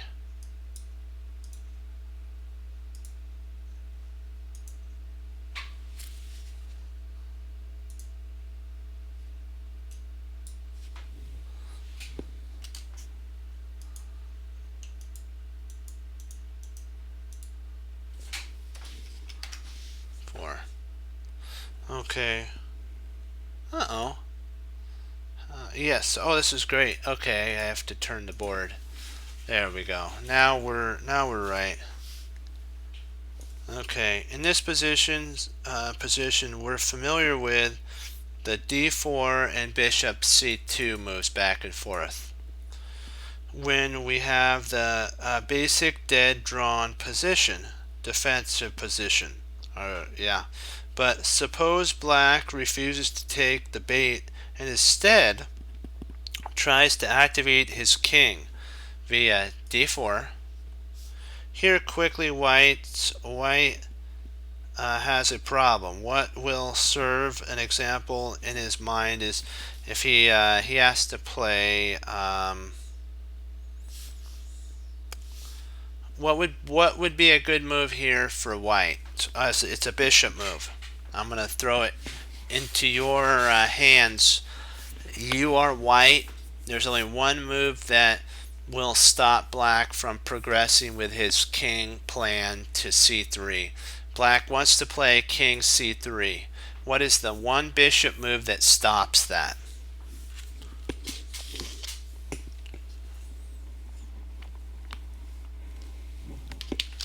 And you got it. 100% right. That gets an exclam mark. Nice job.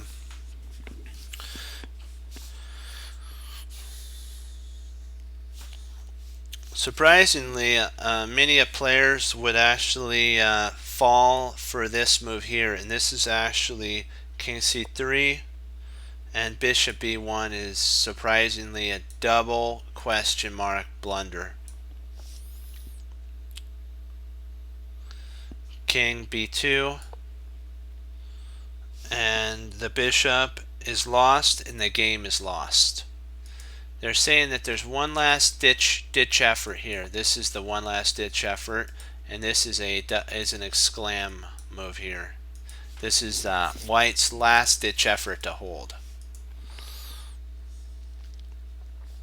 Stopping the king's march in its tracks after bishop g5, hoping white will move his bishop off of this here.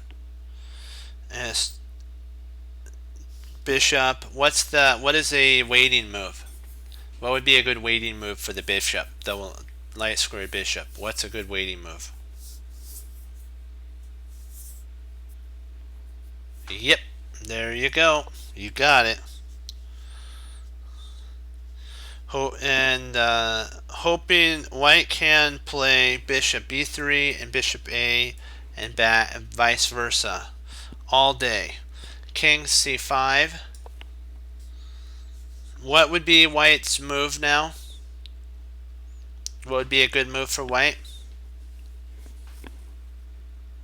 I'm going to have you play white here. Well, that allows him to push d4. If you went, and it's also covered by the bishop too. Yeah, covered by the bishop. And even if it wasn't covered by the bishop, it still is kind of, you got to be careful with that. But you're right, it is covered by the bishop. So what other move can you move to pass the move?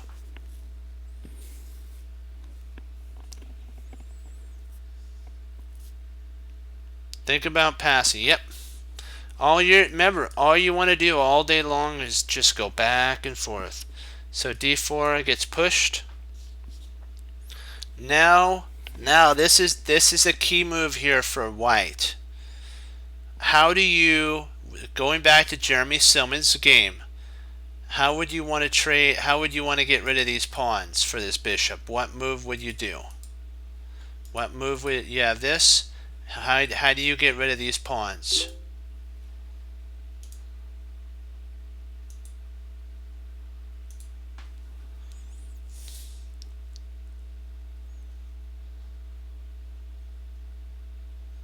What is the move for white here? You are white. There's one move that draws and it gets an exclam mark.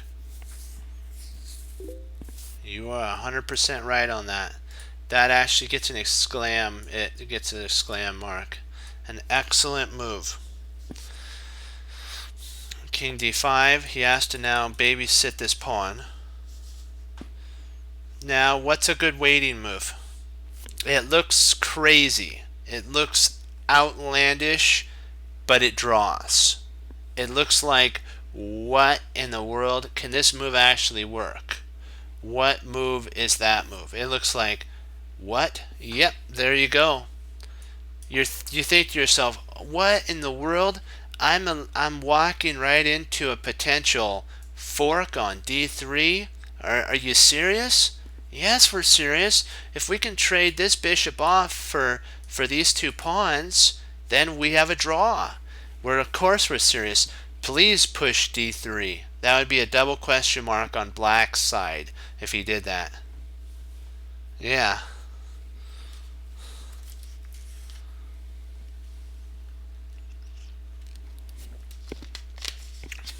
And that's the whole thing. Alright. Now we're looking at fortresses in a bishop up endgame. The idea of a defensive fortress is an important one in general. So now we're doing fortresses. Okay, let's see. Important in general. We're not expecting to memorize lots of fortress examples. Instead, seeing a few patterns and keeping the positions in mind will serve you well. Fortresses in a bishop up endgame are fairly common due to the bishop's inability to control the whole colored, basically all the colors. If you only have one bishop, you can actually potentially lock down a position to get a fortress. Okay, these usually occur when the stronger side's rook pawns or knight pawns get down to the 6th or 7th rank, or if a rook pawn of the wrong color is luring onto the board. Where a few examples that don't need much explaining. There are no fortresses for bishops, and bishop pawns are queen pawns or king pawns. So you have to remember, queen pawns, queen pawns, king pawns, and bishop pawns have these squares here. These squares, these files have no fortress potential right here. These ones do. No fortresses on any of these. These here though, these ones do. So just remember, these do.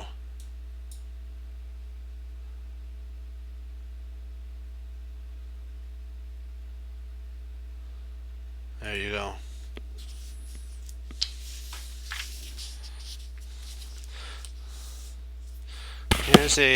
Here's a couple examples where there's going to be a draw.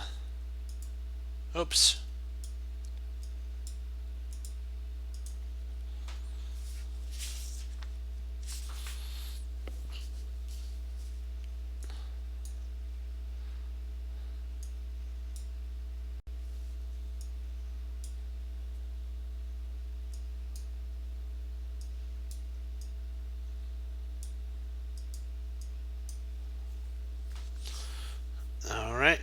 let's do this one here.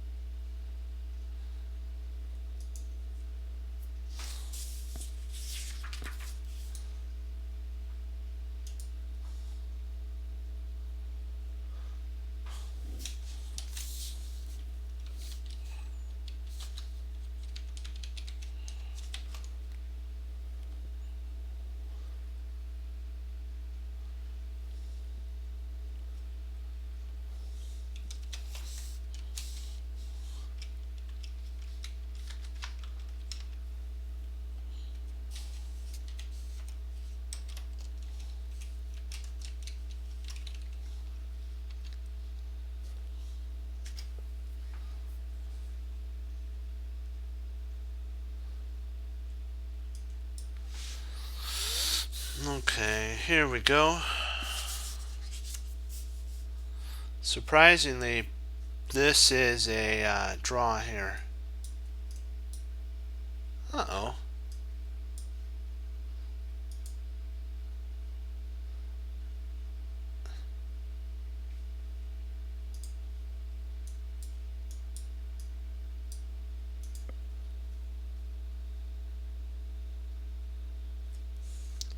I have drat.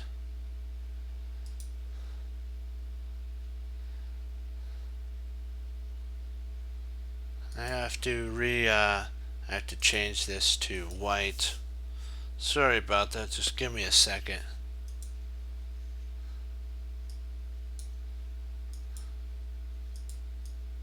Good, now it's white to move. Oops.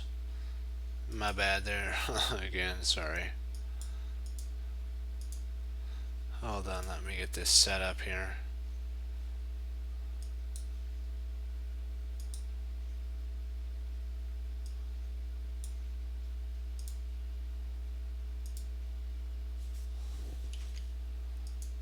There we go. Now we got it right. Now it's white to move.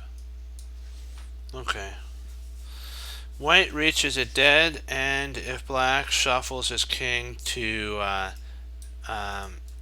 b8 and c8. So bishop e6, king a8.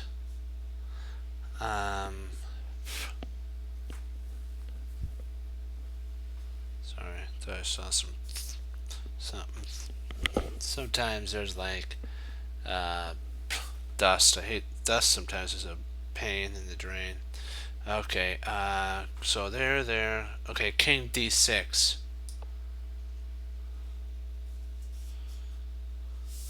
And then king b8. And now this is considered a draw here. This gets the job done. There's no way to really do anything. So if he plays here, this actually is a draw, because there's no way for him to make any progress. Now we're gonna set up another one.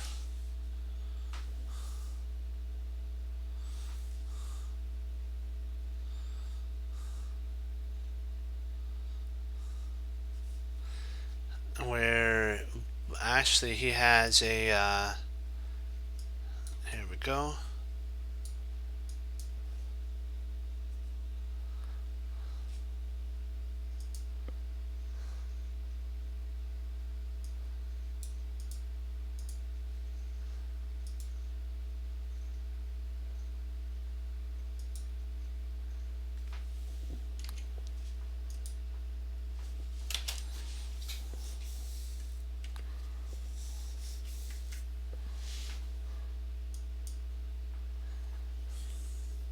Now I gotta turn the board.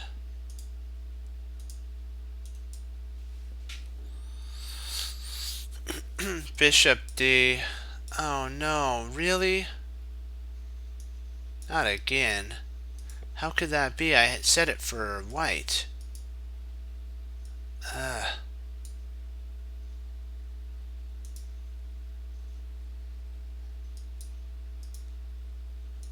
That's irritating sometimes. I have to get rid of this one.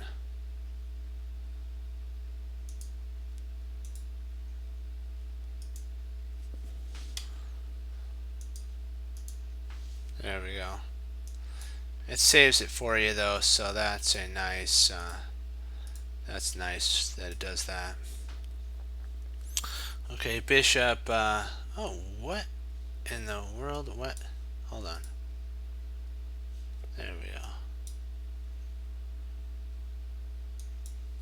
Bishop d5. King c7. b6 check, and then king takes, and that is a draw.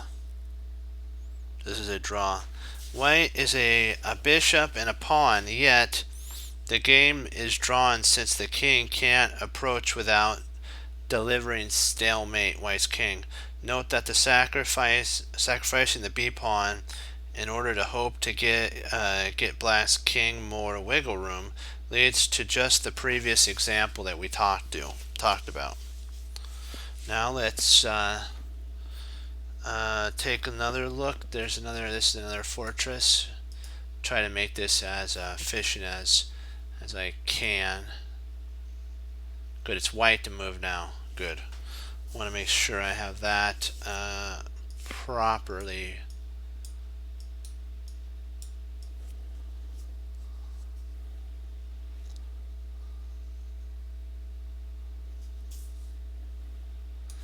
There's no notation for this. He just talks about it, so we're just going to talk about this one.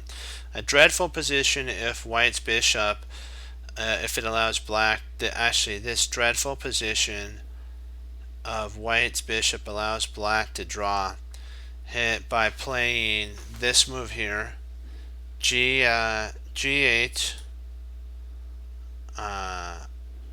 G7,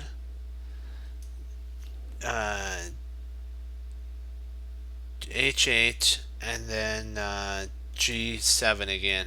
So basically you make the triangulation. Actually, you go here and back, sorry. Here and back. You can't play there, sorry. Be here and back. That's what does it. Okay, let's see. There's no notation on. Okay. Okay, this one. There's another one that's set up here. This one here. There's no notation on this one at all either. Black's happy to dance to G8 and H8. Would give stalemate, and if Black tries to approach, it's stalemate. So now we got one more, no notation with it, but just him talking about it. This is a draw. This position's a draw. And the whole goal, we've seen that White has no chance of winning if Black can get to G8. If Black can get to G8 here, then and he can just go back and forth, back and forth, back and forth. Black skips back and forth on E8 and F8 again. White must try his hat to the, actually it's a draw. So, and then we have one more, and then I'll say adieu. This is our last one, and this does have notation with it.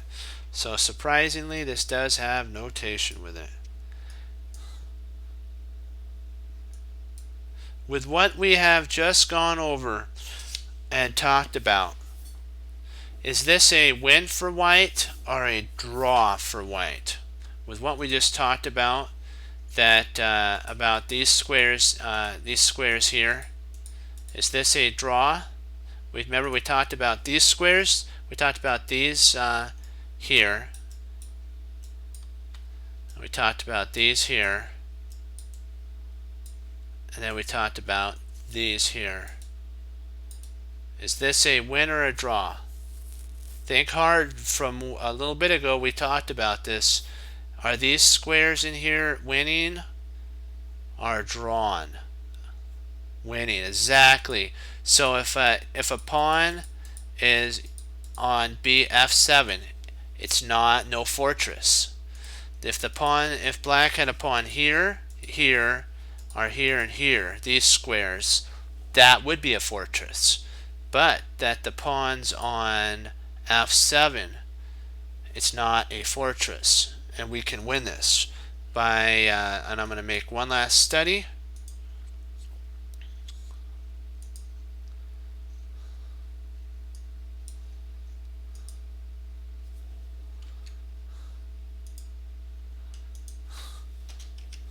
And then tomorrow we get to start another chapter. The chapter after we go over this, of course. Bishop d6. The king has to go to, hold on. Sorry, not, I have to move this. Bishop b6, sorry. Bishop b6. The king goes to f8. The king can go to d7. King g8. And then king e7. And it doesn't get much easier than that. Remember, when the pawns were here, the king couldn't get close enough without stalemating. But now the king would have to actually run to h8, and therefore we grab the pawn and we win. Okay. The next section for a teaser for tomorrow: queen endgames. A trick win in a queen versus rook pawn and queen versus bishop pawn on the 7th. So that's a teaser for tomorrow. Do you have any questions before we log off? Before I log off, I mean.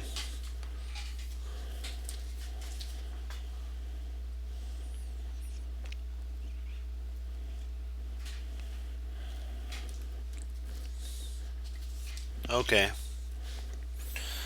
Well, then you can catch up. I'm going to make studies, and so I'll make the studies, and then you can check the studies when you have time. I'll still make studies, and you can use the studies later on. That's why I'm making a study pamphlet here for you, my chess cruncher friends, to study. Do you have any questions, though?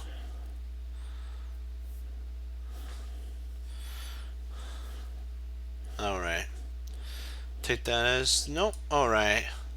I wanted to thank you all for logging on, participating, and I hope you enjoy the endgame puzzles and then the game that we go over. And if you like what we're doing, just click follow and join us. But one thing we need to look at is, remember, always put your Grandmaster glasses on when you're looking for the forcing moves in the position. Remember what Bruce Lee says. He didn't fear the person who practiced 10,000 individual kicks. He feared the person who practiced one kick 10,000 times. So when we get our endgame studied and we master the endgame, which there's so many endgame positions, and like chess players think, oh, they all look the same. Yeah, but they're a little different, a tiny bit different, and it changes all the perspective. You've got to see how a bishop placed in one area and a king placed in the other area makes a huge difference on a draw or a loss. And so we learned that today. And so we have to keep that in mind, that knowing is not enough. So we know a lot, but unless we apply it on the board, it's for nothing. And we can be willing, but we actually have to do something with the knowledge too. And he said there are no limits, there are plateaus, and you must not stay there. You must go beyond that plateau. Plateaus are a part of learning, so don't feel bad if you're there. Just keep striving to get over that plateau.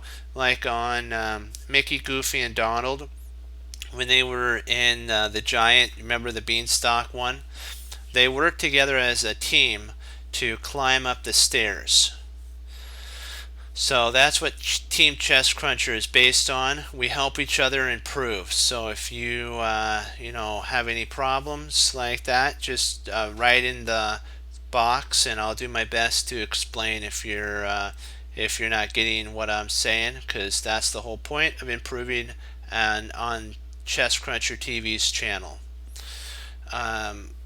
Also, like what Tom Thum Thum said, treasure your victories and learn from your losses, and remember that mistakes do not define you. It's how you handle the mistake that defines you. And E. Nightingale says, we become what we think about. And so if you think thoughts upon the Lord Jesus, then you know what?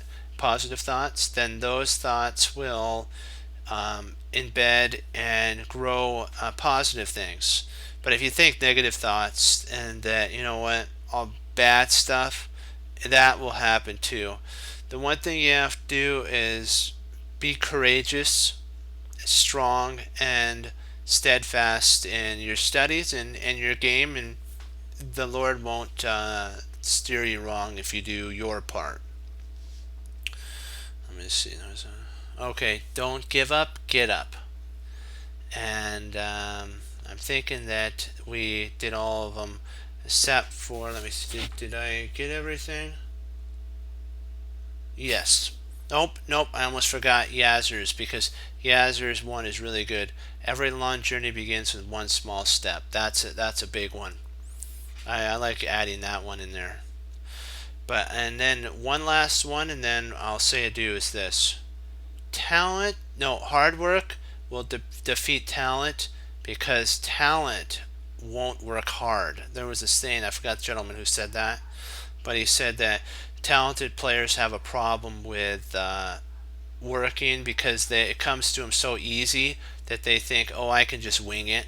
Trust me, in chess you can't wing it. You have to actually put as they say in real estate, in the business world, sweat equity into your companies.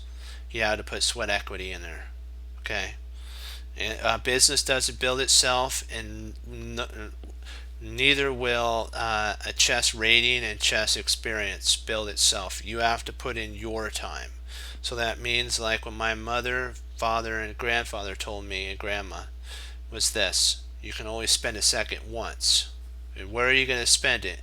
In the company building it up, in your chess career building it up, or elsewhere that doesn't help either one of those areas of your life get better. It's up to you, my friends.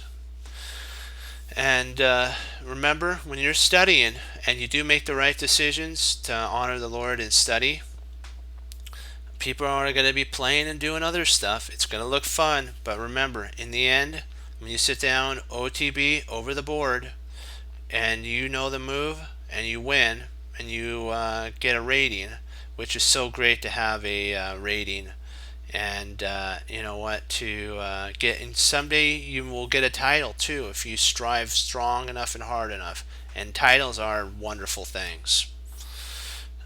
But always remember that when they come over and ask you, say this. If they say what you're doing, I'm a chess cruncher like Tigger. What's a chess cruncher? Chess cruncher hangs up their coat, they hang up their hat, they sit down and study when most won't. A chess cruncher does. And that makes all the difference. And as Wesley So says for the Lord Jesus, and as I say, God bless, and I'll see you next time on Chess Cruncher TV. Have a blessed morning, afternoon, evening, and Lord willing, I'll be back on tomorrow. And we'll go over our next section in our end game, go over some more chess puzzles, and we'll go over another game. And most of all, we'll have fun and learn and improve, and always be honoring the Lord in the study of chess. Great job, Team Chess Cruncher. 2 thumbs up. Hoorah. Be blessed, and I'll see you tomorrow. Bye-bye.